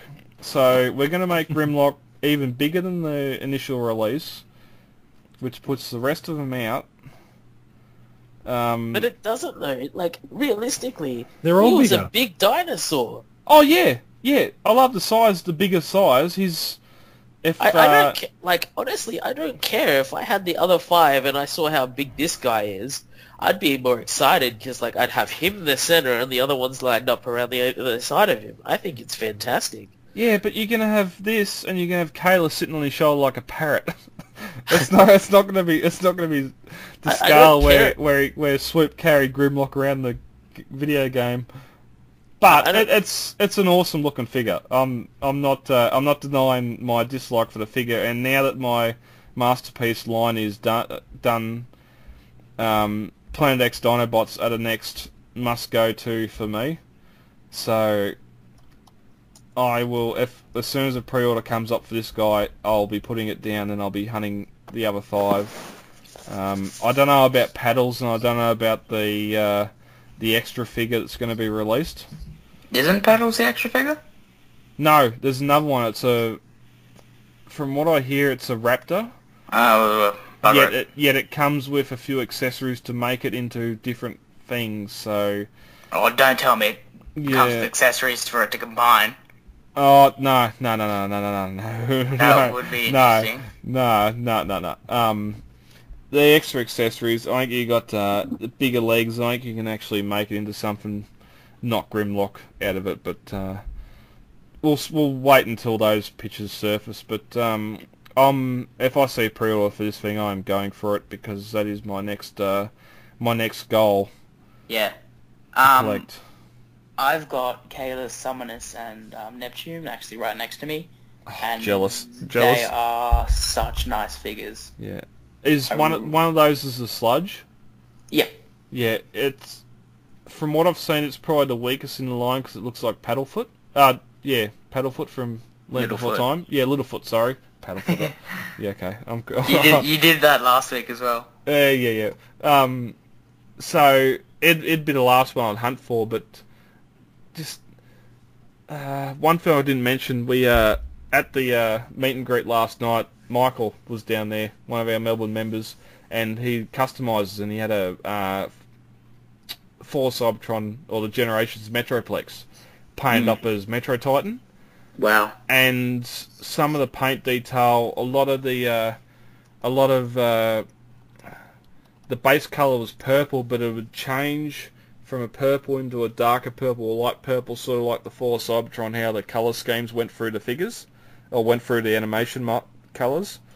I'd love to have the Dinobots from 4 Cybertron to paint up in that sort of way, but you're looking at nearly $100 each. Some are a lot more, and this Grimlock's probably going to be around the $200 mark.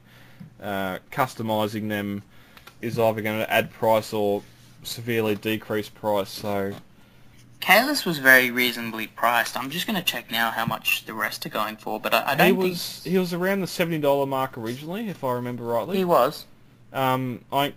Littlefoot was about 105 or 100.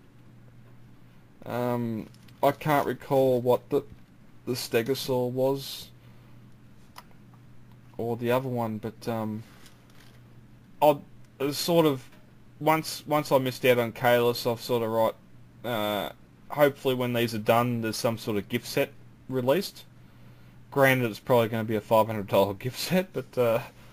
That's a hell of a gift. Yeah, it's a gift that keeps on giving. I'm just checking now to see what the price is on Robot Kingdom. On Kalis? Or... On some... Oh, just check Summoners. Yeah, okay. Need to, just use the G1 names. There's that Snarl.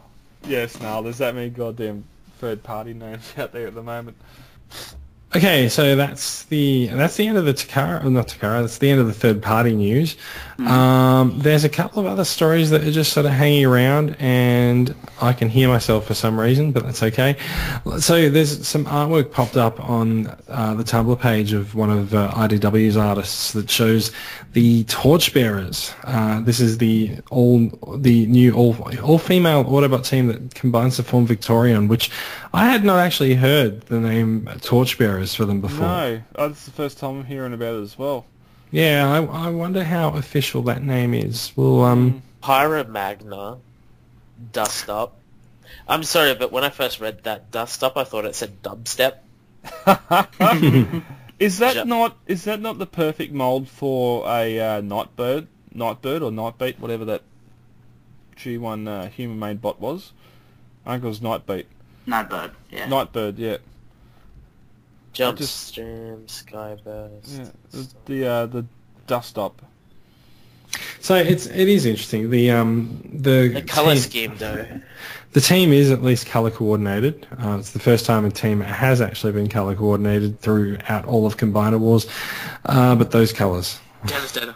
I don't mind these colours on these. I don't know where the error occurred between this and the actual figures. You know what? The figures might actually look just fine, and the pictures that we've seen might have just been oversaturated. Who knows? That's the thing. The original images we've seen for Superion and Menosaur back in the day, the limbs were glued together. So we have some time before these are actually produced. Until people start getting them in hand, I think we can lay off the hatred for these figures. I don't know. I don't think anyone's going to get them in hand. Yeah. You know what? Just for that, I think I will. I think I will buy them, and then I will sit them on my shelf, and I will make them my pride and joy. I will. This is fine because I have plenty of Rodimuses. That's fine. That's fine. You can have your Rodimuses. You can have that garbage. But literally, they can sit there beside my, Blitzwing and that terrible Astro Train and Blitzwing combo. Like, I'm just going to develop all the crummy, bad color coordination stuff, and they're just going to make them the pride and joy of my collection. Are you gonna hide them behind a curtain as well? No, God, no. They're going to get their own glass shelf. They're going to get lights beneath them. They're going to clean. They're legit going to be the pride and joy of my... Actually, you've reminded me. I have some lights for my IKEA shelves. I need to work on installing. All right, look. Just before you go any further, someone posted last week of just having button LEDs standing, sitting between the legs of your figures, shining upwards. Yeah. Which was pretty effective for single shelf figures. So there's all these these lights that you can get that they're like push on and push off lights, and they're kind of bulky, and so they're designed to have an adhesive strip stuck to the back of them and have them stick on the wall of your wardrobe so you can light your wardrobe. And so those are kind of what those button lights were. But IKEA also does a lot flatter. Yep. And I want to pick up some of them and see how they work, because I think they'll produce a much more sort of uniform overall light that doesn't flare as well. So I want to give that kind of a go. Yeah, it doesn't shadow as much. So, but that's nice to see. So. All right, so last story of the night, Prime One Studios has announced and shown off some statues. Remember them? I don't collect statues myself, but I think you do too. You do, don't you, Brad? Some of them? Not these. But not these ones? No, if there was ever a Prime One Studio statue I'd buy, it would be this Ironhide, because for some reason, I think the Ironhide mold from the first 3 movies is one of the better molds. I actually really enjoyed the Ironhide from the movies. He was one of my favourite characters. He probably had the most characterisation of any of them, even though it probably wasn't as much as I remember. But I actually didn't realise that Ironhide was in the first 3 movies. Well, there you go. Wow. Yeah, there you go. Wow. Okay. Apart from his stupid line of I can smell him in Revenge of the Fallen, I loved Ironhide in the movies. I would have absolutely loved to see him and Lockdown go toe-to-toe in Age of Extinction, and maybe that's where he died, because those two seem like two characters that would have created some absolute chaos. Granted, this thing is going to be up around the $3,000 mark as well. Oh, jeez, you're being nice and gentle. Yeah, the again, with even the Lockdown, these aren't coloured photos, so sorry, folks. In 2 or 3 weeks, we're probably going to revisit Lockdown as well. He could have been anything from... Yes, he was a Lambo. He could have been a stealth jet. Anything with those flat, dark panel lines, he could have been any of those alt modes.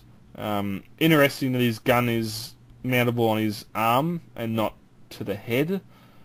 Well, that's a particular look, but yeah. Yeah, but if you are looking for a figure that is the animated model from the movie brought to life, then this thing, even both Ironhide and particularly Lockdown, is the figure to buy. But again, you're looking at $2,500 to $3,000 plus. Yeah, you have to have a particular house to put these in. Yeah, and this is no... By particular house, masterpiece. do you mean like giant house? Yeah, I mean a particularly large house, but yeah. Yeah, well that's the thing. These things are nearly 2 foot tall, so you're looking at your Generations Metroplex times 6 or 7, how many they've made. They're we've also got photos. They've released a heap of busts, which are probably cheaper, but don't convey... They've got the detail, but they don't convey the full-bodied figure Yeah, they don't, do they? Yeah, Galvatron looks nice. Prime looks like he's got his hands over his boobs. Yeah, it makes me interested why they'd go for the movie line, but maybe because the movie have the It's so detail. I think it's It's the also detail. because it's probably so recent in detail, yeah. Yeah, the detail. Well, the detail I'm thinking, because you could not have a Prime 1 Studios G1 Prime, because that would be what Hot Toys are coming out with, and in the end, why wouldn't you just get MP10? Or for those Cloud of Judgment MP1. So it's sort of Prime 1 Studios need to go up the movie line to have that detail. They do it well. They do it very well. But you got to have the dollars, and sadly, sadly, a lot of us don't. So if you're Or the house. yeah, if you're putting a second mortgage on the house to get this in Galvatron, then It's not. Congrats. It's not really the house mortgage. You just need to annex the next door neighbour's house. Yep. I'm expanding. I'm taking your backyard. Yeah, pretty much. Just move in. Yep. All right, look, that is actually the Nice. much drawn out end to the news. We've got one more segment before we wind it up. We are through to new additions, so this is a section where we talk about things that we've recently added to our collections and things that we'd like to add to our collections. So, Mikey, you are the guest on this show, so I would really like you to go first, also because you've managed to fill up 2 lines of the run sheet with your new additions. Go for it. Alright, thank you very much. First off, I received on Friday, which is yesterday? Yeah, today's Saturday, isn't it? Yeah. Yeah. Not for much longer if this record goes longer. No, exactly. I received Toy World Devil Star, and that's their not Astro Train at the Voyager scale. Very complex, but I really like it. He's had a lot of bashing from other reviews and such, but I really like him, and he has a great train mode, a really good shuttle mode, and a mediocre robot mode. I also got from Sam Tat on TCCA a Legends Scrapknell with Reflector, and yeah, if you actually pull down Reflector's arms, you can actually have Scrapknell hold him. That's Okay. pretty. Yeah, so yeah, it looks really cool. And I've got Bombshell posing for him in front of the camera, so he's taking like snaps of him for some reason. I also got the DX9 Megatron add-on set for Combiner Wars Megatron? Combiner Wars Megatron, yep. And that's a really How is it? Like, I kind of get... I look at it and I'm like, okay, the bits that they add on are interesting, but the feet, I just can't get past the feet. They're too big. in the person. shoes? Yeah, The they're shoes? they're Yeah. pretty much like shoes. You put them over his feet. Like MP8 Grimlock. It's just in case he neneeds to go outdoors and it's cold and it's been Yeah. raining. There's- You know, there's- Megatron does not like getting his feet wet. No, not at all. It looks alright, actually. I really like the look of it. The major selling point to me was the calf fillers. The calf fillers. They really... Okay, yeah. They really make his legs prominent, and you know, because that's one of the main flaws of that figure. Is like his legs are really lanky and skinny. But other than that, it's a real good set. I enjoy it. I like the back cannon edition, and yeah, it's a good set. I suggest you pick it up. And finally, what I got was San Diego Comic-Con, Devastator, and Combiner Hunters, which I have not opened yet because I have to wait until the 14th. So, do you mind if I ask where you got the... you said earlier you got the SDCC guys off eBay. Yeah, for a really good price, for less than what Big Bad and TF Source are asking. Nice. Yeah, cool. I'm just going to take this up now. So I do have an SDCC Devastator and Combiner Hunter set on order from Premium Collect. So they, in general, like I found that the price that those guys were going for on eBay was ridiculous, and I was really glad to get the price that I got on PC. Stuff that I've actually gotten this week, I've got an iGear Seeker Dirge and I've got the Creon Class of 85 set from SDCC. Oh, nice. That's really nice. Yeah. It is a really nice set. I'm actually kind of bummed that I've paid so much for it now because it is actually out on Hasbro Toy Store, but you do have to sort of ship via a US shipping address and get it repacked and resent. So it's not going to be as cheap, but it's still kind of expensive for what I've paid. But yeah. Have you got a way of obtaining the 84 one? In that it's sitting in my cupboard, yes. Oh, right, cool. Okay. I had the 84 one for a while, and it was a really nice looking set. Oh, it's really weird. My 84 one arrived sealed, but everything was upside down, so it's kind of weird. Oh, that sucks. Like I had to just nothing was taped down on it anyway, so it's easy to get up and It's an exclusive. Yeah, it was an exclusive up in the. So it wasn't that the figures were back to front; it was like the entire packet was like north to south. So yeah, it was kind of weird, but yeah, no. So I'm really glad to have the 84 and the 85 set to go together. Like I said, yeah, I'm kind of bummed that they're selling them in. They're selling them so cheap again now on Hasbro Toy Shop, but I guess the difference is not that much once you figure in the shipping and the currency conversion. And apparently, if you are waiting for these to come out from local retailers, apparently they won't be, or from any of the online retailers, they won't be. And Hasbro Toy Shop will only sell I think 2 or 3 per order to anyone. So in case any of the retailers are thinking of ordering from Hasbro Toy Shop and stocking them locally, not going to happen.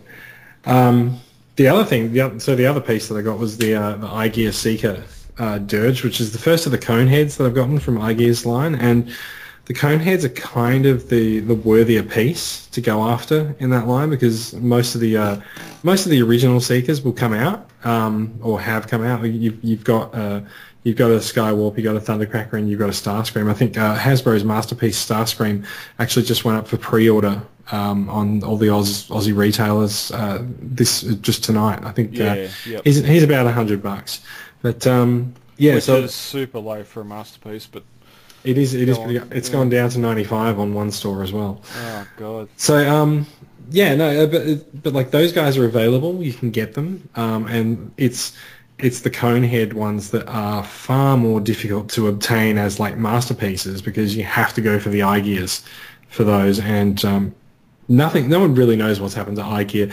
They don't answer any emails anymore. People reckon Hasbro and Tcca sued them out of existence. I've also heard that iGear forms sort of part of Bad Cube now. So just go off Bill's fort, and Tcca don't need to use their iGear IP at the moment, so they're pulled away from it. So there's that. Those are my 2 additions at the moment. I don't know what I'm looking for now. Like I'm like Ronan. I'm just sort of like wandering the eBay listings trying to find something to do. You are the wanderer. Yeah, I roam around. Yeah. But yeah, no. So like, I don't know what I'm looking for now. Like, I would like to get more iGear Seekers, and I feel like it's going to be a while before I find another one. So yeah, it'll be one of those things you just sort of stumble upon. Oops, sorry for the yawn. You'll just sort of stumble upon the Dirge or Ramjet on eBay or whatever else, and you go, oh yeah, I remember that. Yeah, pretty much. So I'm going to set some pretty interesting eBay searches and even just some Google alerts and see what I can see. Yeah, see what comes up. Yeah. So so Brad, what did you pick up this week? You had a bit of a shopping spree at Pleasant Surprises, I think. A bit. Yes, last night at Pleasant Surprises, I picked up a reissue Skylinks, or the Encore Skylinks. Here's mint in box. I have not opened him yet. I just thought with the new Skylinks coming out in Commander Wars, it'd be good to have the original. Yeah, there'll be some interest in him. Yeah. Yeah, and I would not expect if eBay prices have gone up on the original Skylinks. I have not checked, but got that. I knew they had the Junkion Matrix of leadership down there, and I sent a message to them like 2 weeks ago, saying that's mine. I'll pay for it. Put it out the back. I need it because taking the Diamond Select Hasbro version or Hasbro licensed version to cons, everything. That thing is selling. It was only limited to 1,000 pieces, and that thing's selling for $600 now. So it's not something I really want out on the table when people come on and go, "Oh, look, it's the Matrix," and grab it. So at least this one I can hang it around my neck. The LED is far superior to the Diamond Select one, yet I'm going to supercharge it. If it's our darkest hour, then you will not be looking at the light on this thing because it will blind you. But that's So basically what you're saying is that when your bedroom gets its darkest hour, you'll open the Matrix. It will look. You'll see it from space. But yeah, got those two, and also. So how are you going to supercharge it? Are you going to add hella headlights or something onto it? No. You can get a 12 LED strip, or not strip, but a round circle, and those LEDs are only as powerful as the wattage you can put into it. You can get a 12 volt mini cell battery that I can put to it, and I'll put a push button at the handle near the finger holes. I'm beginning to think that the only reason that they managed to destroy Unicron in the movie is that one of the Transformers had a car battery attached to the Matrix. A few of them should have had a car battery. Yeah. I don't know what sort of futuristic battery Hot Rod had, but it must have been something great enough to overcome the power of the Unicron. Yeah. But it's a work in progress. I'll get to it. You'll see photos in the group. Also got the I'm going to say Papercraft. I don't know who or whatever else it is. I would like to see photographs of this. It's a Teletran 1. Yeah, tomorrow I'll get the digital camera out, and then I'll take proper photos of all of this I'm discussing tonight to show for you YouTube listeners, which you're already seeing. Yeah, it's a Teletran 1. It looks really, really good.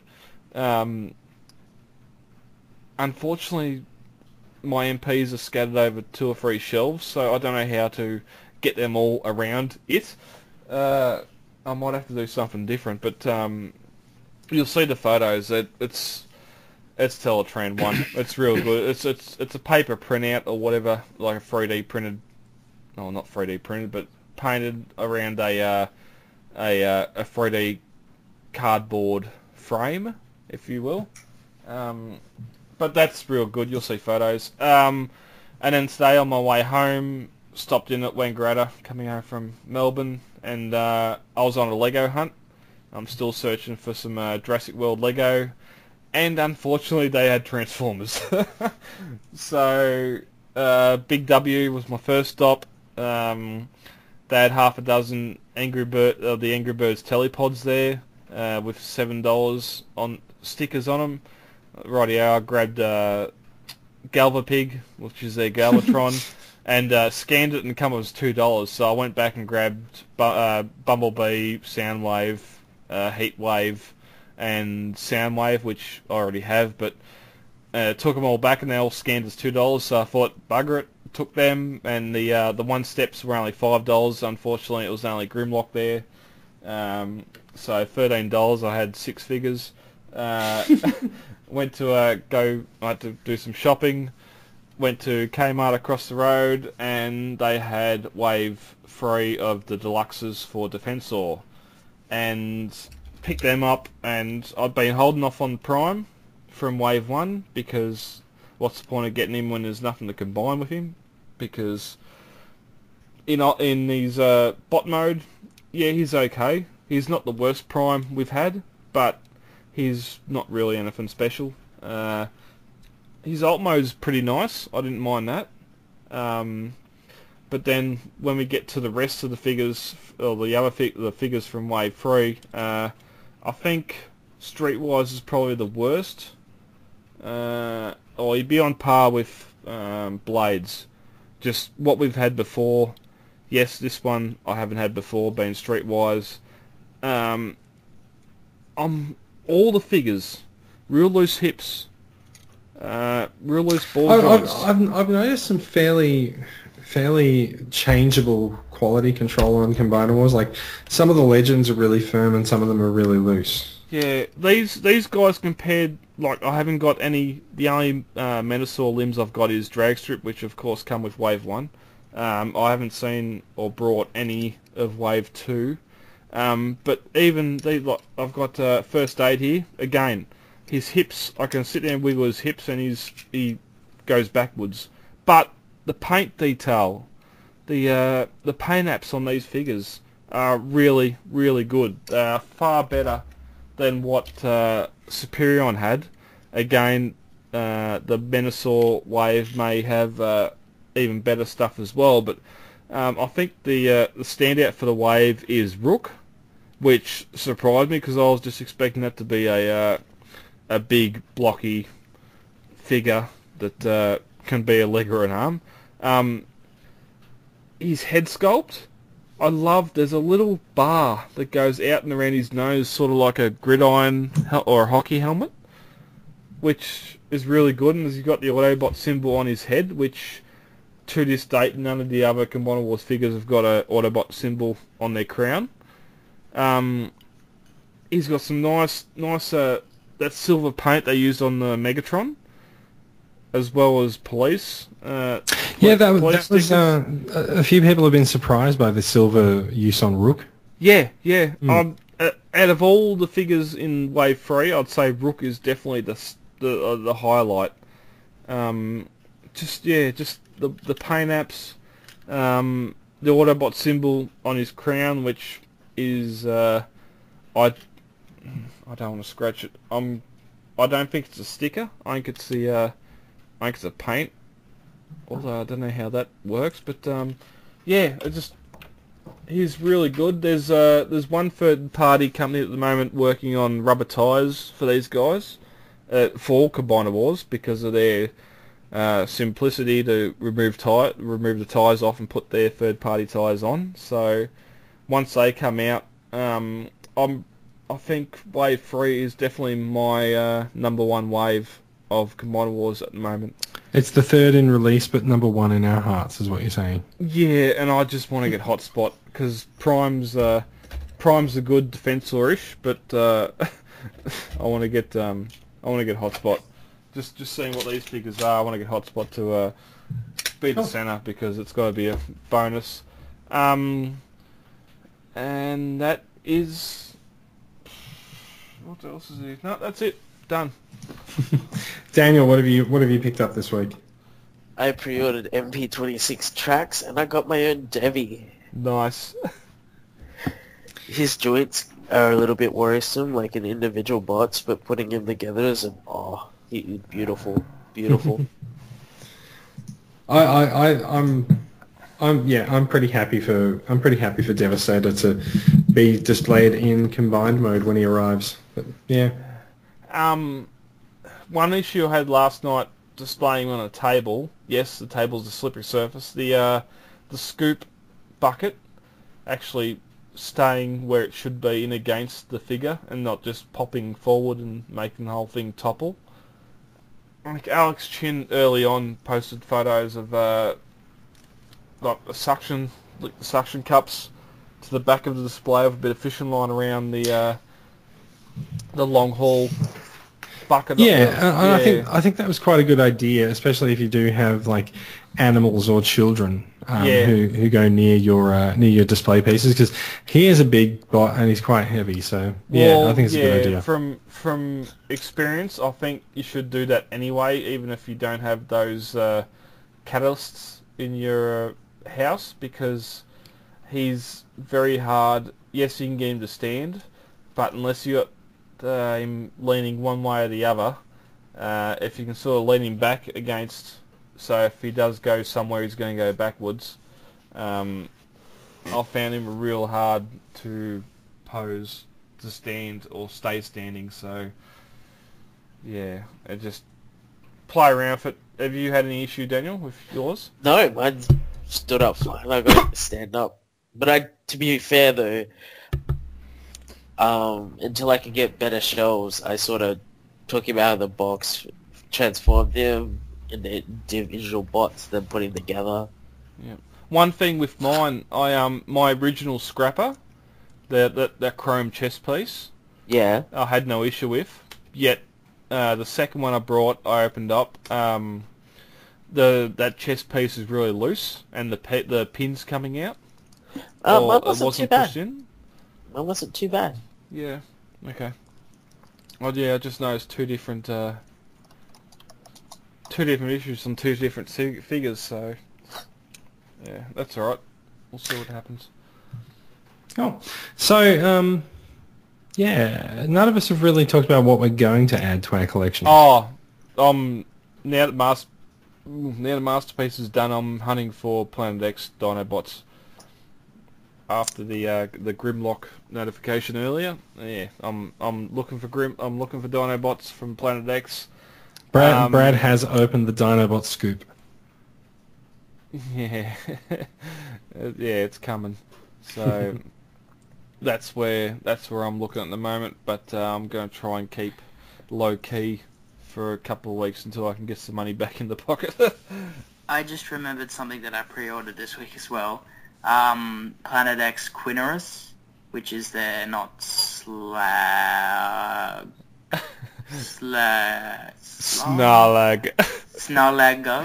Oh gosh, Triceratops.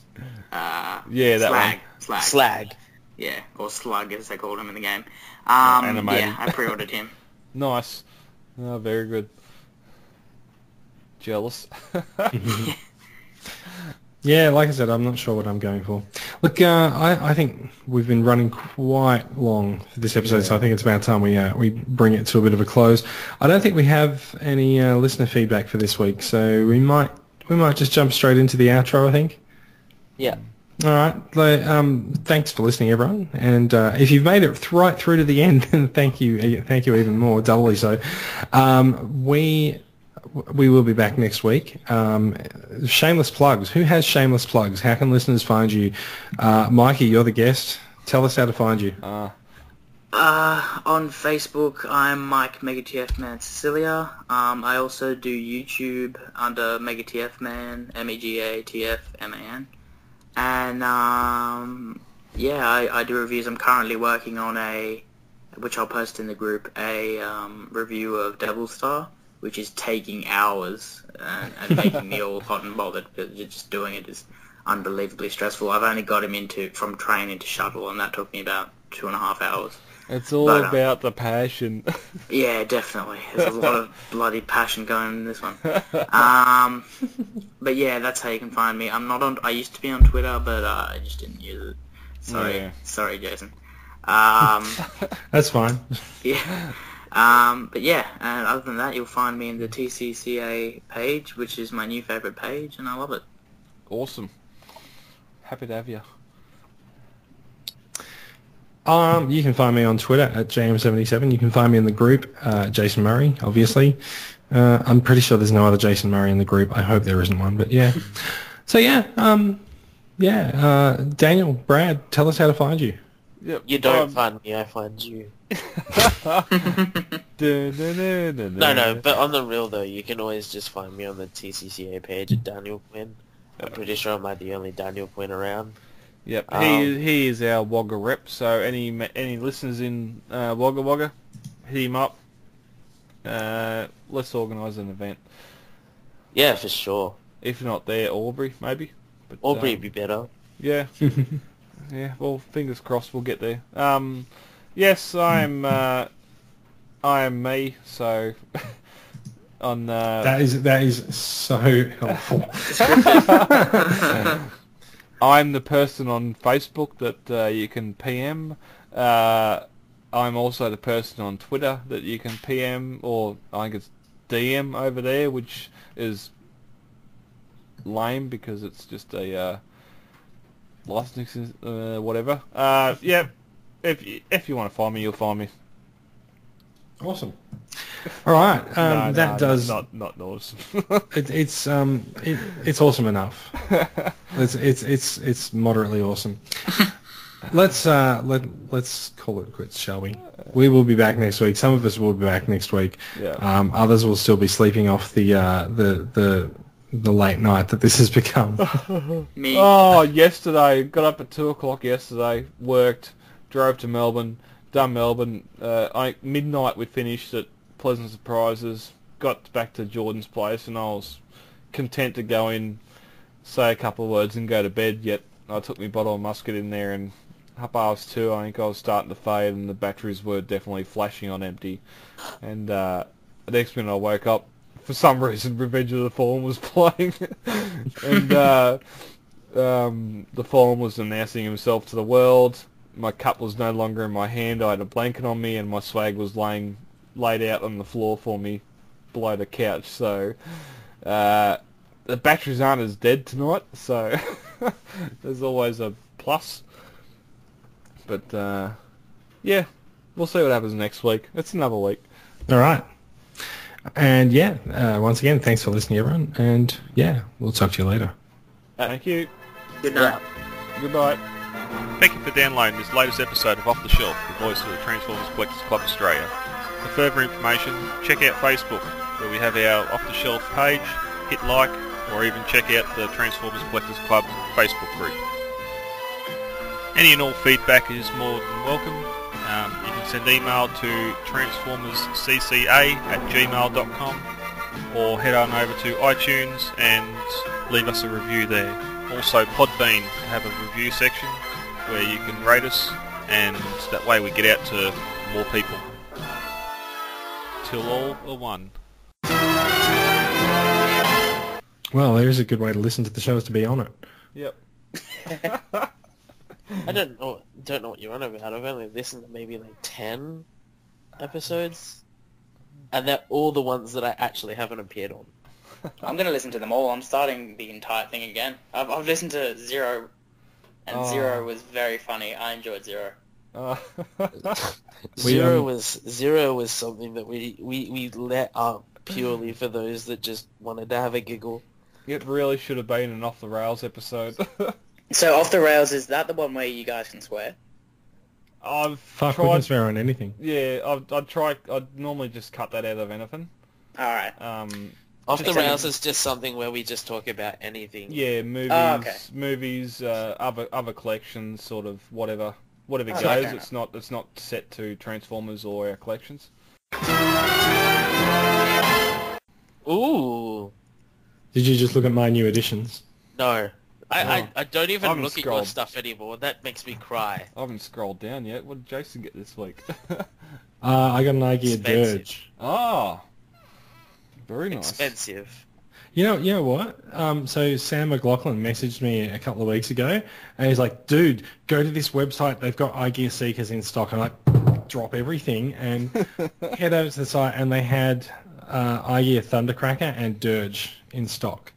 And I was like, fuck, shove around money into different accounts, whatever, and bang, ordered them. Got an email later that night going, yeah, we've run out of Thundercrackers. I'm like, but you still have the other one, right? Because that's arguably the more difficult one to get. So I now have one IGEA Conehead and need the other two now. Yeah. So I commenced was looking at the Operation Automax. Scour the Internet for IGEA Seekers. Yeah, so guys, I'm Mikey. Nice to meet you all. You too, man. You too. Nice to see another young blood. Yeah, I was about to say, I've taken the reins of the youngest in the group, I think. I'm pretty sure you are. Yep. Sorry about that, Daniel. It's okay. I'm perfectly fine. You can have it. You can have it. Take it.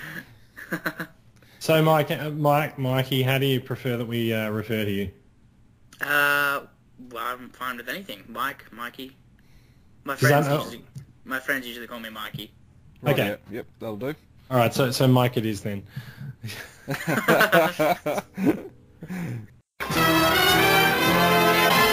Quick question: has anybody picked up the Triptychon for Combiner Wars? Is it? It's not combinable. The It's just a reissue. reissue. Yeah. Yeah, no, not yet. Is it No, worth so Brad says not yet. I say no. Do not buy it from. Do not buy it locally. Buy it online. Yeah. Oh, Sorry. I mean, do not buy it from like Toys R Us because it's going to be megabucks. But buy it online. Yeah, definitely. I was just gonna buy it from online as I buy like everything else. Okay. Yep. I don't ever buy local for Transformers. That is such a lie. I remember you going into Toys R Us and going, "Oh my god, I've lay-byed every masterpiece they have." Shh. I actually have all of those. They're sitting on my cubes now. They look pretty. I need to get Bumblebee, but at the same time, I don't justify the price for such a tiny figure. We have a review tonight that may change your mind on that. Do we? In the YouTube reviews. Oh, cool. I'll have a look-sees. Yeah, it's not the yellow one, it's the gold one, but still. Close enough. They do follow the same thing, don't they? Yeah. If you can find one for cheap enough, he's a great little figure. He's not an $80 figure. Not when you got Masterpiece Tracks coming out at about 70.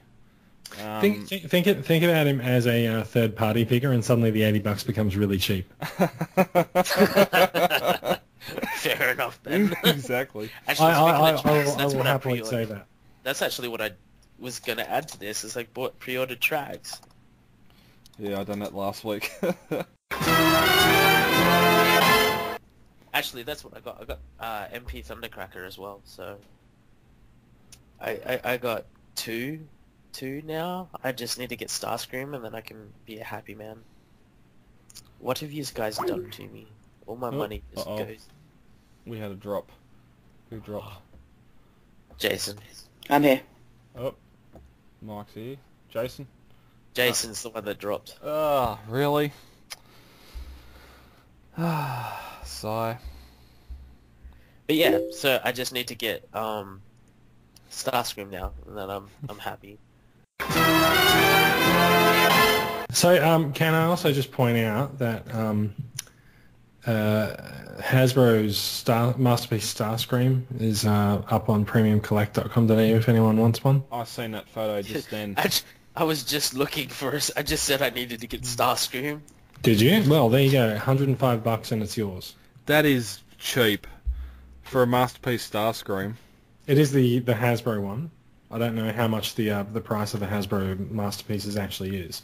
But it's sitting there on its stand with its missiles, so apart from the cape and crown, it's everything else you get with MP11 from the Tcca version. So I was never okay when Masterpiece... Holy shit, it's mistransformed in the official pictures. Oh, I need to see this. It's not that bad. It's just the wings aren't flipped down. Wait, where's this? I'll copy the image URL and put it in the Skype chat. So how much is that Starscream going for? $105, but people are saying that it's $100 if you follow the right link from... I think Scott put a link on the Facebook group, because some people have got it showing up as $99.95.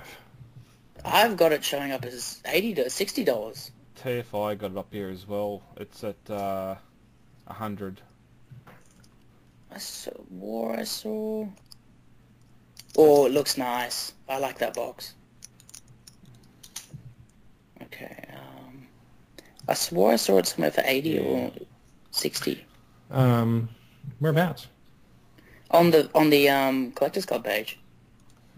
Hold on, I'll just look it up. I'm just searching for That's Starscream. So pretty. Well, so I think I need to stop buying Starscreams. Like, I have Green Scream, I've got Ghost Scream, and I've also got Eye-Gear Scream. Yeah. Okay, so yeah, TF5 got it for 100. Premium Collector got it for 105. Oh yeah. It's good. It's got stands, got its missiles. I can only assume that the driver or the pilot is with it, even though it's not pictured. It's only a little figure, so it's not gonna show up on a photo anyway. But so bear in mind. Oh yeah. I can see the pilot in the cockpit. Yeah, in the photo. Oh, yeah. I like how they come with a little cockpit, man. It's great. Yeah. So originally though with MP3 it was Dr. Arkeville because it was a human that Starscream was like hooked up with, but now you know, for every other Seeker it's like, shit, what do we do with this human? Oh, let's just make him a pilot. Let's make him the same color as the fucking plane that he drives. Pilots. So I see it listed at 100 on TFI, and if I look at that, yeah, it's kind of weird. Like the price is a bit all over the place. I was gonna send Scott a message and just go, hey, what's going on? But still, when you compare it to Sunstorm, Acid Storm was 100, Sunstorm was 129. Given that's retail, but all of a sudden the Starscream, which is probably, if you're going to buy one Seeker, you're going to buy Starscream. It's all the way down. I didn't buy Starscream. I don't know what you're on about. You didn't? I haven't actually owned that mold before. Is it any good? The MP11. The the Starscream mold in general. Yeah. Yep. Oh yes. Yep. So there's two. There's the original one, which is the MP03 mold. Yeah. Which Tcca released a bunch of Seekers in it, and I think Hasbro released almost a different bunch as well. Yeah. But I'm not. So I've never actually owned an MP11. So I don't know what they're like. The first one's the one with the side skirts, and then the new one's the more compact one. Yeah. The whole chest. The chest thing's pretty much the same on both molds. Mm-hmm. On MP11, you haven't got those skirts. I'm pretty sure those pieces fold up and fold away. Mm-hmm. But that's really the main difference is those skirts are gone, and you've got a lot better foot to pose him on. On MP11, you've got a front toe and a heel that comes down over each side of the booster for him to stand on, where I think the MP3 you didn't have the booster there, you just had the the booster sort of split into two and become the foot, and it got really painful to try and stand up. So Alright, yeah, the MP3 is still a good mold for a Masterpiece Seeker. Like, for it to be the second new mold in the Masterpiece line, it still holds up pretty well between MP1 and 9. Like, considering what else we got, like we got 4 Optimus Primes before we got it, so... Yeah. So if I was to consider picking up one of these mold, would you suggest this one, or should I go out for another one? Well, Starscream's the go-to, normally. Yeah. Yeah, why not get this? It's only $100. Yeah. They done the Tcca have just recently done the Skywarp. Mm-hmm. It's $200. Doesn't come with a stand. Doesn't come with nothing. It's just just a figure. Oh really? There's no stand with the Skywarp? No. Are there stands with any of the MP11s?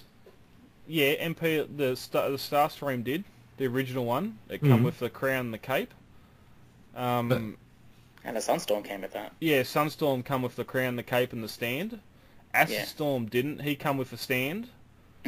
All the Seekers come with a stand and the 2 missile pods that mounted to that stand, or you can put them under the wings. Until Tcca reissued Skywarp.